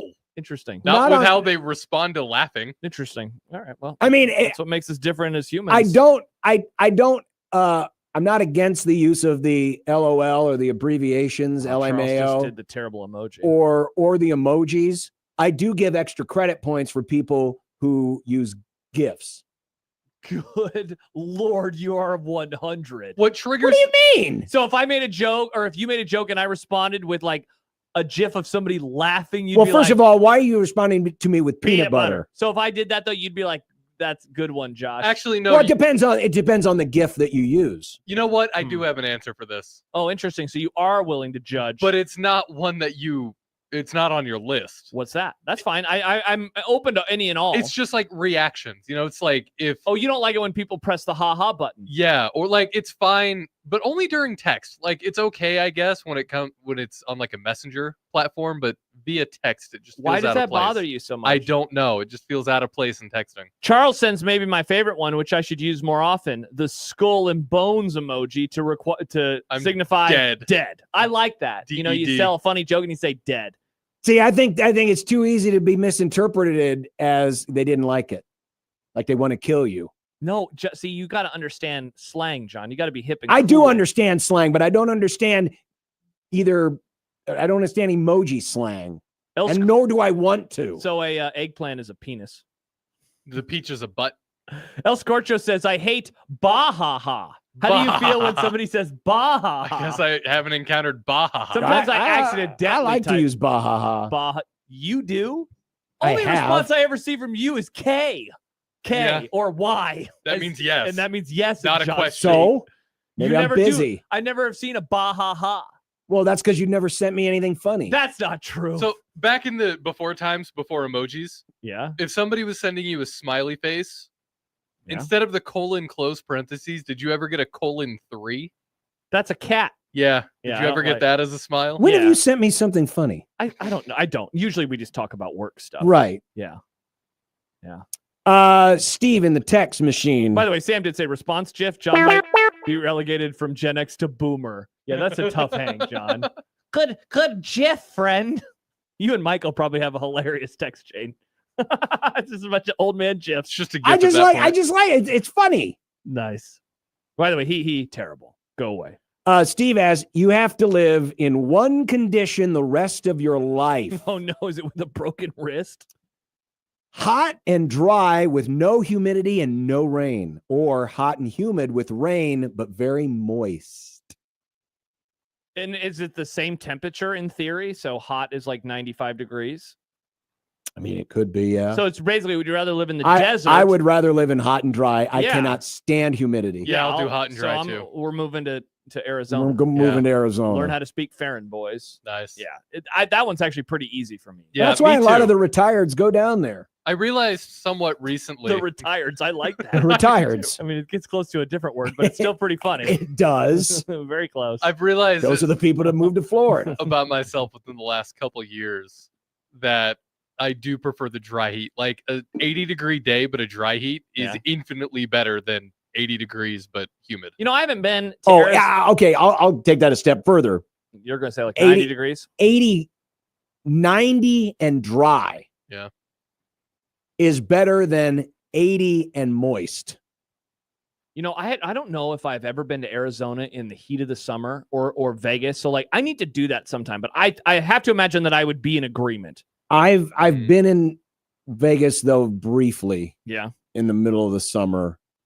And yeah, it was hot, but not having the humidity takes so much out of you. And here is the best reason. And it feels like you're being suffocated, at least with dry heat. It's just hot. Yeah, it's hot. And for people like me, it feels like my skin's on fire, but I don't have that feeling like I'm being smothered in a warm, wet blanket. I think the best evidence of this is, you know, those mornings we had a couple of weeks back when it was 78 at like 6 a.m. and it was 78 with that humidity. 78 degrees is awesome weather. If you gave me a 78 degree night, I'm like outside the whole time.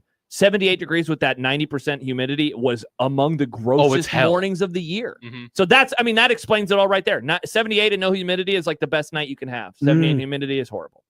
Peter writes, rank these 5 potluck dinner sides from best to worst. So it's a potluck dinner. Potato chips, pasta salad, potato salad, baked beans, coleslaw. All right, first off. What?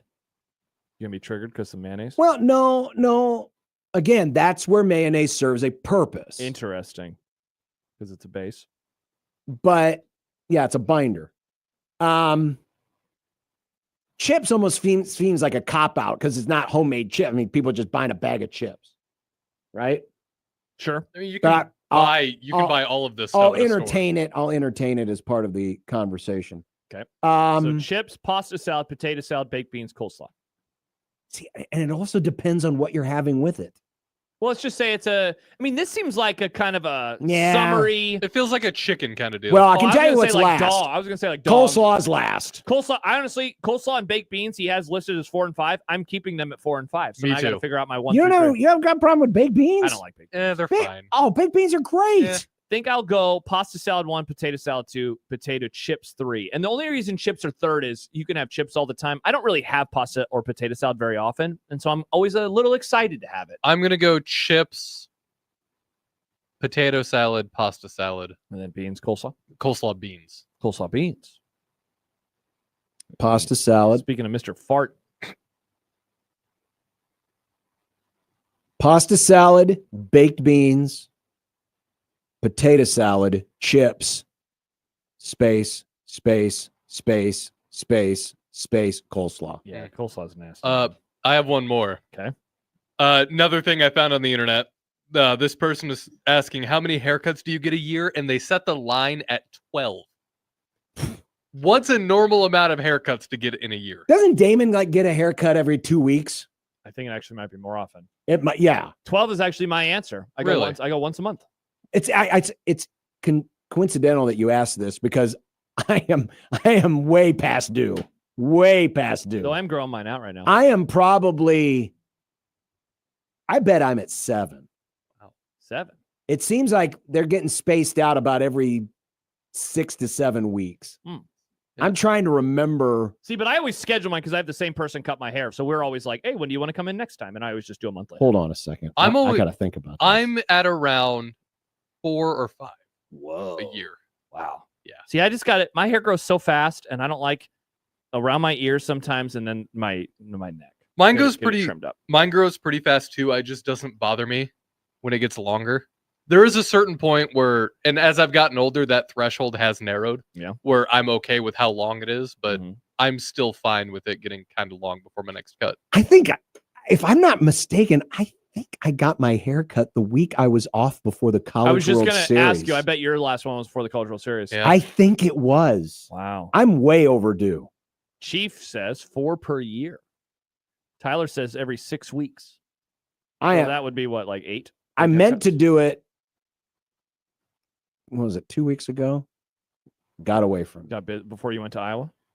Yeah. Got to get it before the new football season, right? So you can take a. Well, I need it. I So need. you can flick that like I said, I'm overdue. Yeah. My haircuts usually come around like events. Like I'll try to get a haircut before the College World Series. Before your little concert thing you're going to in a couple weeks? No. Oh. I don't know when my next one would be. Maybe before Christmas, Thanksgiving. Wow. Interesting. I haven't thought about it. Yeah, I'm literally right at that number. I'll get my haircut before my wedding. Good. That's a good idea. One of them. That's on the list. That's a good idea, Nick. Last one, real quick, and this is probably only one that I can answer because it has to do. Yeah, I saw this one.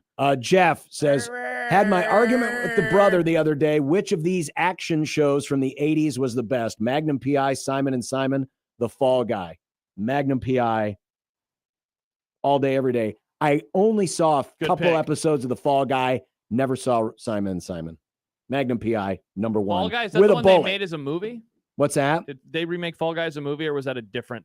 Is this the same name? I think. Was it based on the show? Yeah. I Fall Guy Magnum had a great theme song. Actually, they all three had a great theme song. I'm going to say Magnum just because I feel like that had more pop culture staying power than the others. It did. Like you think Magnum PI, you automatically think of the car. At least I do anyway. And Tom Cruise. Tom Selleck. Tom Selleck in the Detroit Tigers hat. The Hawaiian shirts. Yeah. Rob says, when is Nick's wedding? Isn't it April? Yes. Nice. Next April. Awesome. Wow. Nick's going to be a married man. I am. Amazing. Well, first he's got to be a man. Wow. Got him. He's going to be a married boy. John, you're going to be looking real dumb when I hit puberty before my wedding. Is it going to be indoor or outdoor wedding? I guess it's April. Yeah. Outdoor. Oh. Yeah. Okay. Hopefully. John, are you going to show up or are you going to ditch him like you ditched mine? I didn't ditch your wedding. I was at the one wedding that you held attendance for. It's wild that you would not want to go to the reception, which is much more fun than the wedding. That's where the free booze and food is. Yeah, but I tell you, man, your first wedding, that was pretty entertaining. Nick, you're very religious. Will this be a long Catholic affair? was never Catholic. You could do it as a bit. As a bit. 2-hour wedding. I've gone to a Catholic wedding once, and I'd never sat down and stood up so many times in my life. It's a lot of sitting and standing. I didn't know it was a Catholic wedding going in either. So Tell me about it. My buddy and I just kept looking at each other like, man, why are we doing this? We've both been to weddings, not like this. Catholic weddings are basically a church service with a wedding mixed in. It's true. It is. Which makes it just a longer church service. They do the whole. That's true. Yeah, they do this whole everything, songs and do you do communion at some There's of those? a whole events? sermon. Yeah. Oof, that's wild. Yeah, my last wedding that You know what? Tepper I think oversaw, 5 minutes. I think that's the reason why the first one failed is because you didn't do the. Remember when you? I think it was in a Dumb Debates when you suggested that they replace the communion wafers with chicken And hot sauce. and chicken hot sauce. The To body and represent blood the of body Christ. and blood of Christ. What do If think you about would have that? done that, maybe the first one would have Oh lasted. man, at least I'd have a good memory of eating fried chicken. That's true. I love fried chicken. We know. Yeah. Can I change it to buffalo sauce now? Well, I mean, that's Is buffalo sauce hot sauce? It's hot sauce is in it. Dumb debates. Well, man. hot sauce is in it. Yes, but is it hot sauce? It's buffalo sauce. I agree. Hmm. Yeah, I agree. I'm going to say it's hot sauce. It's not. It's different. It's just a genre of hot sauce. And that's dumb debates. That is indeed Dumb Debates. Man, I'd go up for seconds for communion if they had some fried chicken. You called me, what did you say 10 years ago when I said that the first time? You A said I was heretic? blasphemy, and now you're on board? I bet Jesus I never liked said it was a fried bad chicken. idea. It's not. It's a great idea. I bet Jesus would love fried chicken. Why wouldn't he? I don't know. I can't think of a reason he would. We will continue. We've got content coming up next. Today in content. Basketball. Baseball. More baseball. These are too many words about football. Well, there's football in there too. Let's go, John. 1620 the zone.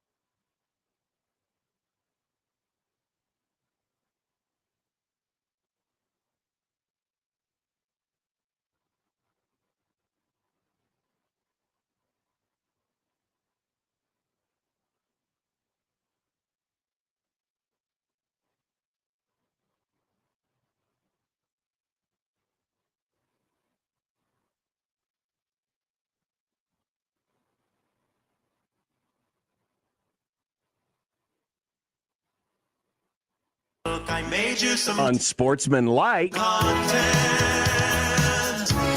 Unsportsmanlike content. Unsportsmanlike content.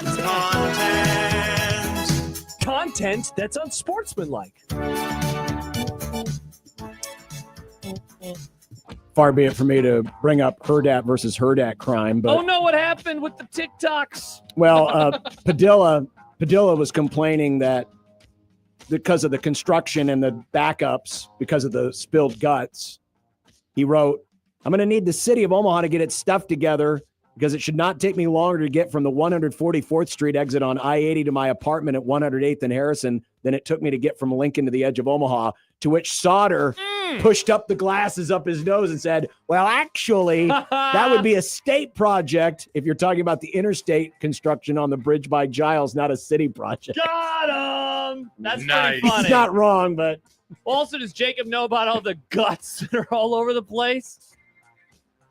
Jacob, there's a lot of guts. how in the hell everywhere. is this affecting the westbound traffic? It happened in the eastbound John, lanes. If there's guts on the road, you're gonna look. People love looking at things. Look at these John. guts. Look at I would these like guts. to punch each of these Look at people this. in the face. Look straight ahead and pay attention to your driving. Nick, look straight ahead and pay attention to your questions Yeah. that you wrote. Well, if I look straight ahead, then I can't read the questions.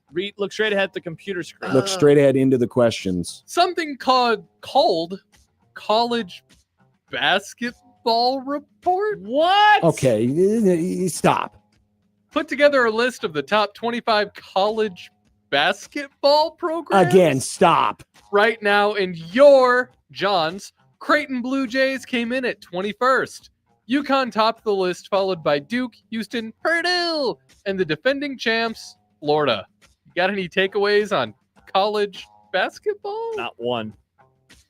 I will accept it being football In all season seriousness, before. 21 seemed a little low for where this program's at right now. Well, but when you consider the teams that are ahead of them, you got a lot of traditional blue bloods, and you got new bloods like Baylor, who's Yeah. won a national title, Michigan State, who's perennially in the conversation, UCLA, Arkansas.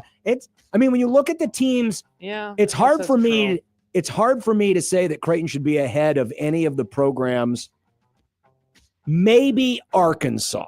That was going to be the first one that Maybe. Are we sure Illinois? I mean, Creighton's had more success in Illinois lately, right? Yeah, that's true. And they made the Elite Eight a couple of years ago. People forget. They were this close to the Final Four. That's pretty close. Something But- happened that I can't remember, though. I mean, how can we argue them?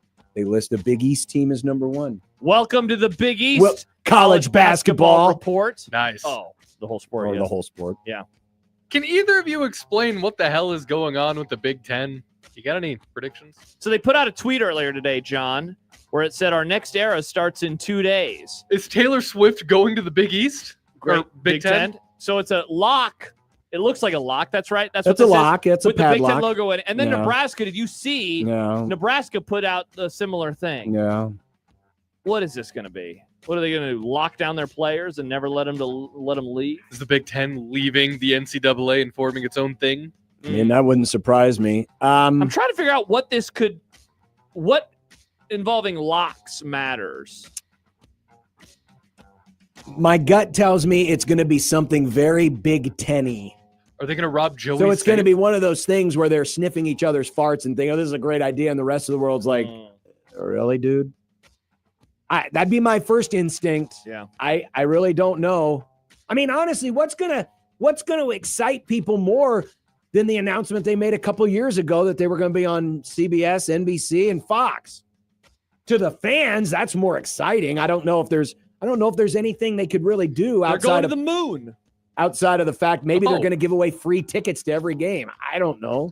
The red carpet experience is back, but for the Big Ten. Dave Fight says the Big Ten is adding the University of Panama. The canal has locks. That would be a very Big Ten thing to do. Nice. Are you guys ready for this?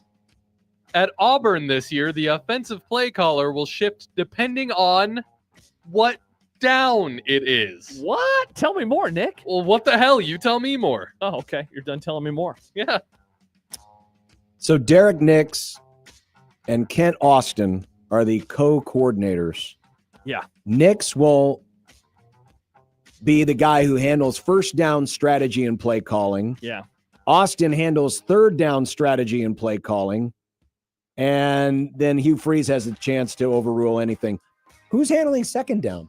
Somebody, okay, it's great that you asked that, John, because somebody asked that, and Justin Hokanson, who covers the Tiger, says, generally speaking, Freeze. There's no doubt it's a combined effort to some degree, but Freeze is the primary play caller and has authority to overrule anything. So Freeze is calling second down.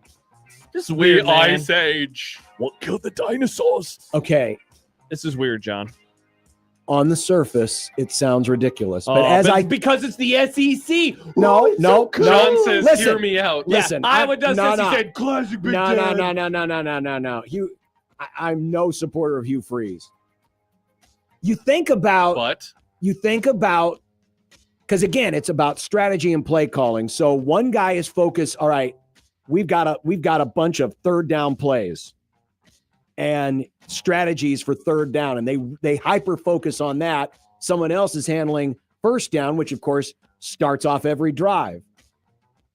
As a fan of an NFL team who tends to sometimes get paralysis by analysis and has to burn unnecessary timeouts because they can't get the damn play call in, this sounds like it could be pretty efficient because the third down play calling guy, that's all he's thinking about is, hey, we get to third down. Here's what we're going to do. I got just the thing to do here on this down and distance. I don't like it.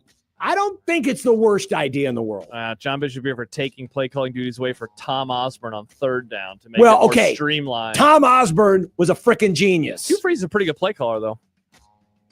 I've added analysis. He ain't no paralysis Tom to the Osborne. band name list. No, he's not. Nice, Nick. Yeah, I don't like this. There's a reason that schools don't do this. This seems to be way too cute. To have down play callers, way too cute.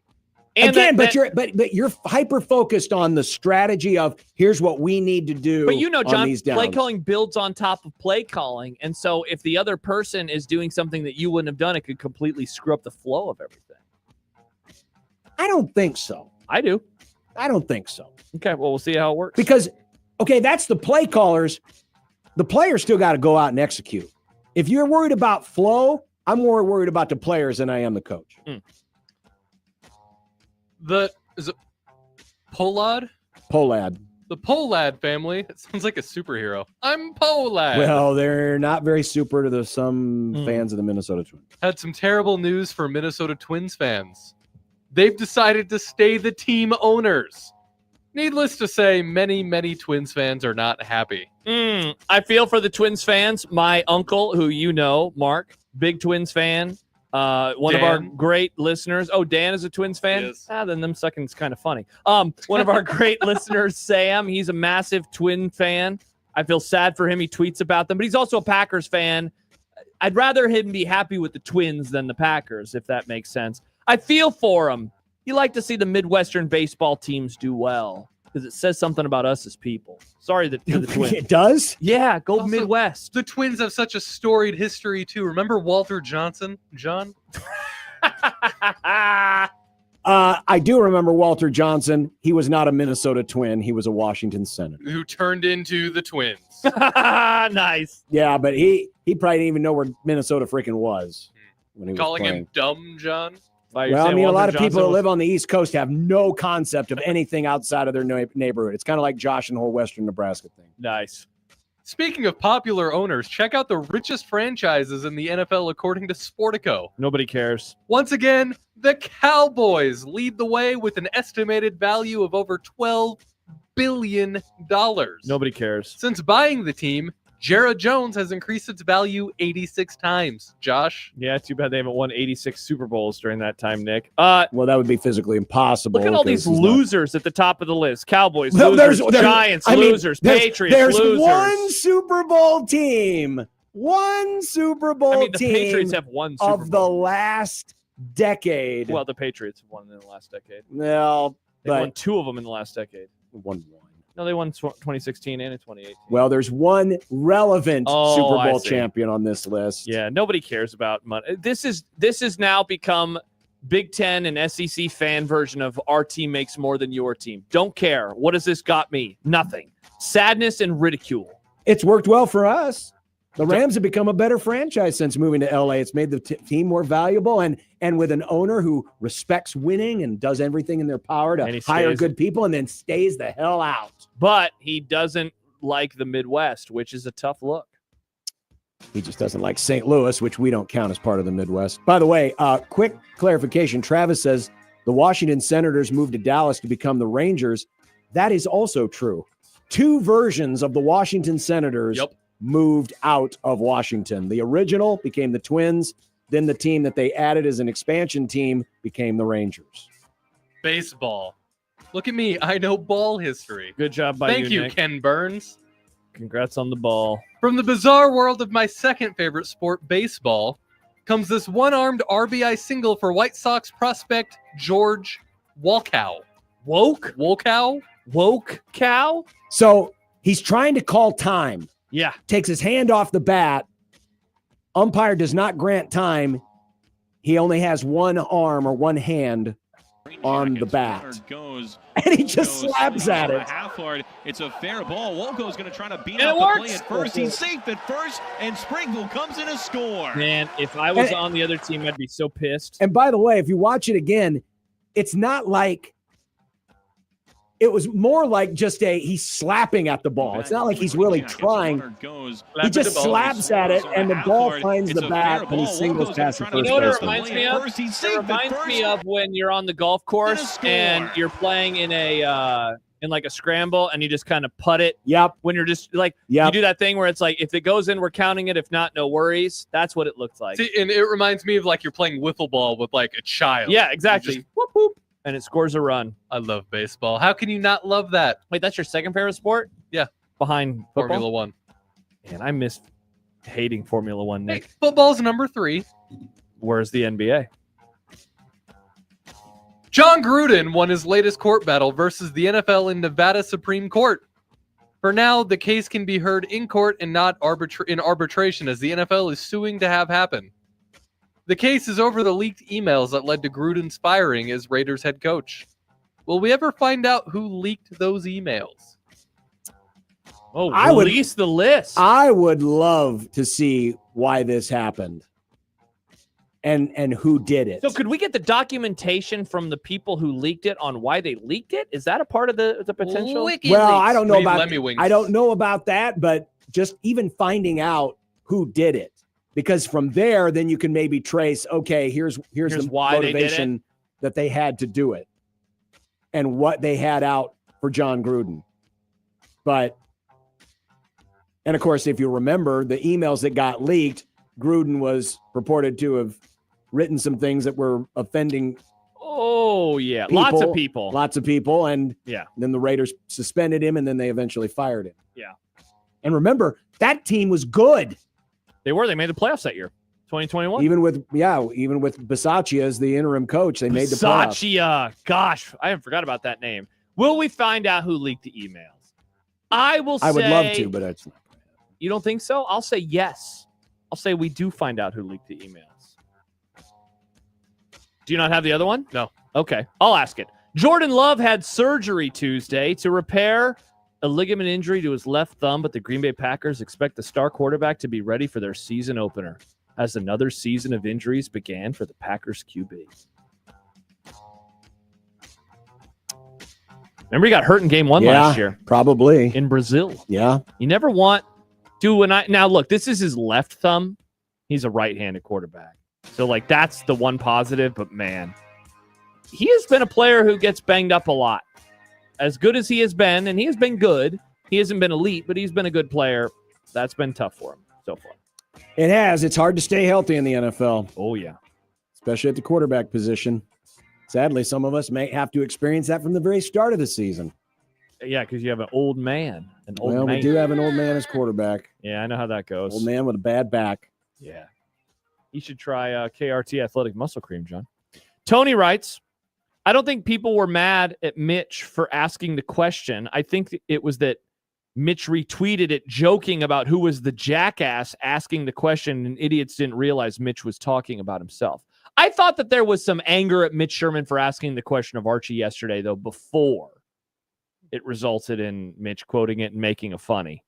I thought there had been, but maybe I missed not to defend Mitch because he's a friend of the Grum. I still don't understand. I get why we get hated, but why Mitch has all of a sudden turned into Dirk Chatelain. Some people's Dirk Chatelain. It's pretty wild. Turned into a Well, it's because he said me. he was somebody who was writing like, yeah, Nebraska's not very good under Scott Frost.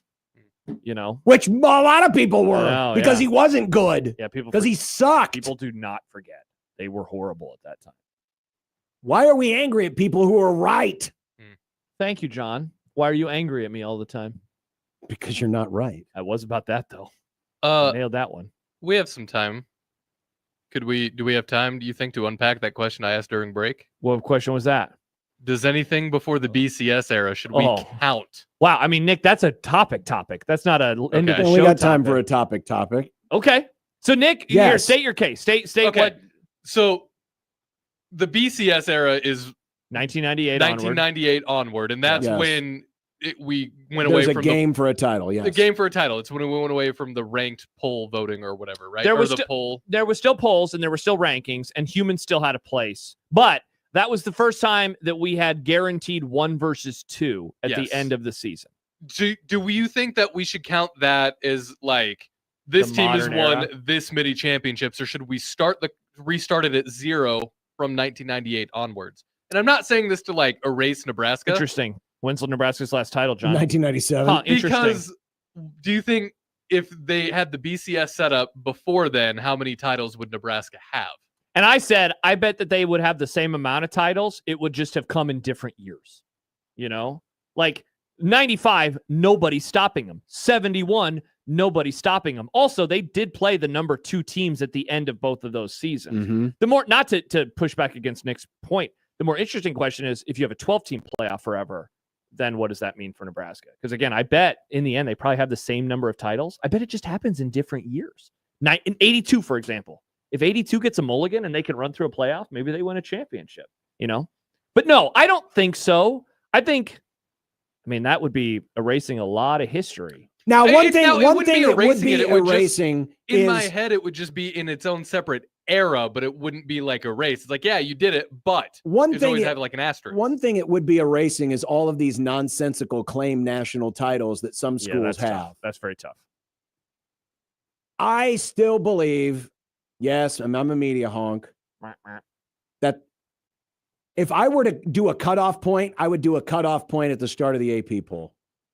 That those are the titles you start to count. So that's like 1937 or 36. So you'd start there. So almost 100 years now. Yeah. So sorry to Princeton. Anything prior to that, Yale. because there wasn't a universally recognized balanced survey. Because remember, the idea is they get voters from across the country. It wasn't just one region or one, professor at some university that tried to do his own power rankings back then. Good on them for trying it, but that's just one person.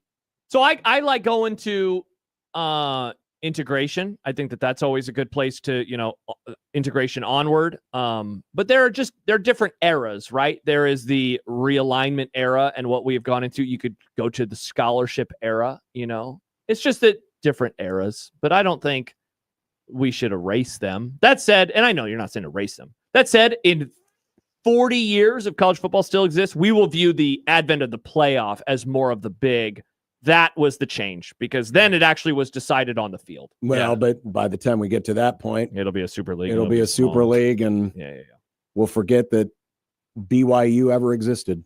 Fight says I'm okay if they start at the dawn of the AP poll. Well, it wouldn't hurt Nebraska at the very least. No, and this isn't about preserving anything for Nebraska. I just think that's when the sport became national.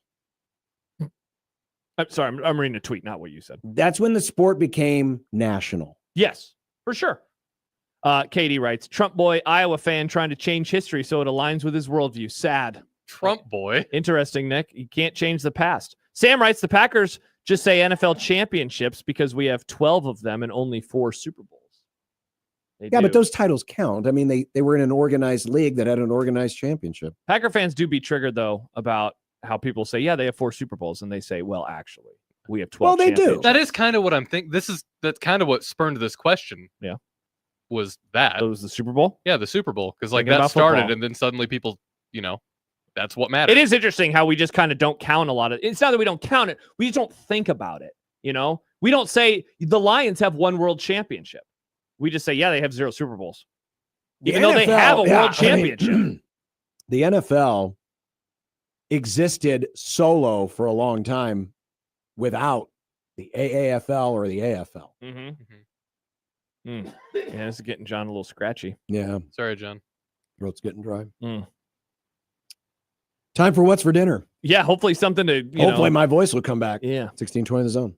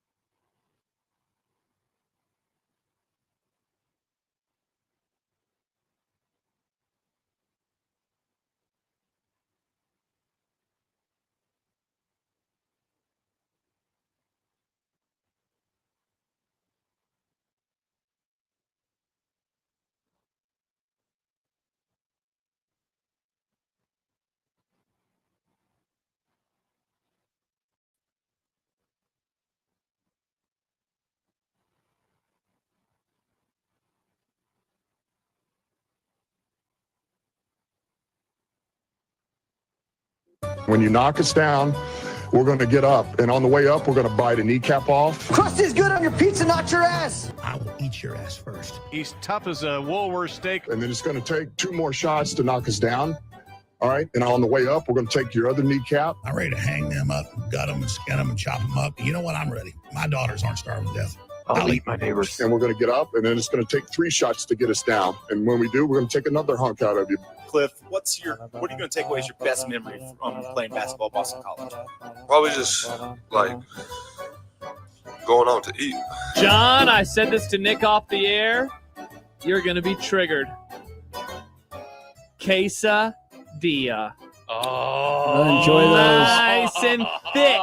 Enjoy those flimsy, thin little chicken quesadilla, things. baby. What's up, Nick? No buffalo sauce, sadly. No, that's fine.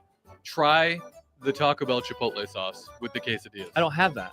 Go get it. I want to go cheap. home. It's delicious. I want to go home, though. There's a Hy-Vee on your way home. I want to go home. Sound like Dorothy. I'm a little afraid, Wanna though. go home. I don't like cooking scary things that I've never cooked before. Never I'd rather cooked a quesadilla? No. Oh. So this will be my first time. But we have a big pan. Look It's at this essentially pan. a grilled cheese. Yeah, that's true. I'll be fine. I'm not too scared. I have to make sure I know how to do it. Nice. John? It's fend for yourself night. Oh, no. Oh. I don't know. Wow. All right. I have no idea. Great segment, everybody. When you get home at 10 p.m., maybe you'll find something. Yeah. Yeah, again, if you're one of the people rubbernecking on the interstate right now, and that's why the traffic is backed up to Mars on westbound I-80, I know there's construction there and it's been slow, but it's never been this slow. And the only thing I can think of is more cowbell. The cow guts that were spilled in the More eastbound cow lanes. People are stopping and going, I'm going to take a picture of this. I've never seen this before. Wow, they're all hicks? I mean, Well, have they you are ever- if they're rubbernecking. Have you seen a bunch of cow guts on the road before, John? No, don't really care to see it again. Speaking of cow guts, last night I made a steak with potato wedges. It was delicious. You and your fascination with mid-ass It's not a potato fascination. wedges. Potato wedges are great. They suck. I think we're going to go out tonight. Where are you going? No free ads. Maybe Timber Creek. Nice. Speaking of going out to eat, Mike Schaefer. His last night as a Lincoln resident. He has just sent me a photo of where he is eating the press box. He's at the press box. Getting them wing fries, I would hope. fair. Gosh, Shafe, what a great time. I did have the wing fries a few weeks ago. Yeah. They were okay. Oh, you stop it. Give me that wrist of yours, John. I'm going to karate chop it. Did I hype him up too much? I think so. They were Oh, fine. It's the Super Troopers of food. There wasn't a lot of The chicken Office on them. Space. Wasn't a lot of chicken on them. Yeah. Interesting. I think they were a little light on the chicken. More fried than chicken. Yeah. So they should just be I mean, they called tasted fine. fries. They have good food at the press box. I just Very good. it was a little underwhelming. Sam, by the way, who is somewhere right now on the road, says that they are apocalyptic in Omaha. Apocalyptic? How's it on Dodge? Okay, it looks fine over here, though. Andrew says if you have a griddle, which I do, I have a flat top, that's the easiest way to cook a quesadilla. Man, I just don't want to have to clean the whole thing, though. I want to relax tonight. Then don't. Yeah, I think I'm just going to do So it just on the have some stove. mid-ass quesadillas. No, they won't be mid or ass. They'll be good. They'll be good. They'll be acidillas. They'll be good. Well, you'll have plenty of time to enjoy them because you're off for the next couple of days. I am. I'll see you on Monday, boys. Austin Jacobson fills in tomorrow. Mr. TikTok. Robin Washut will join us. And we'll have more. Bye. Bye.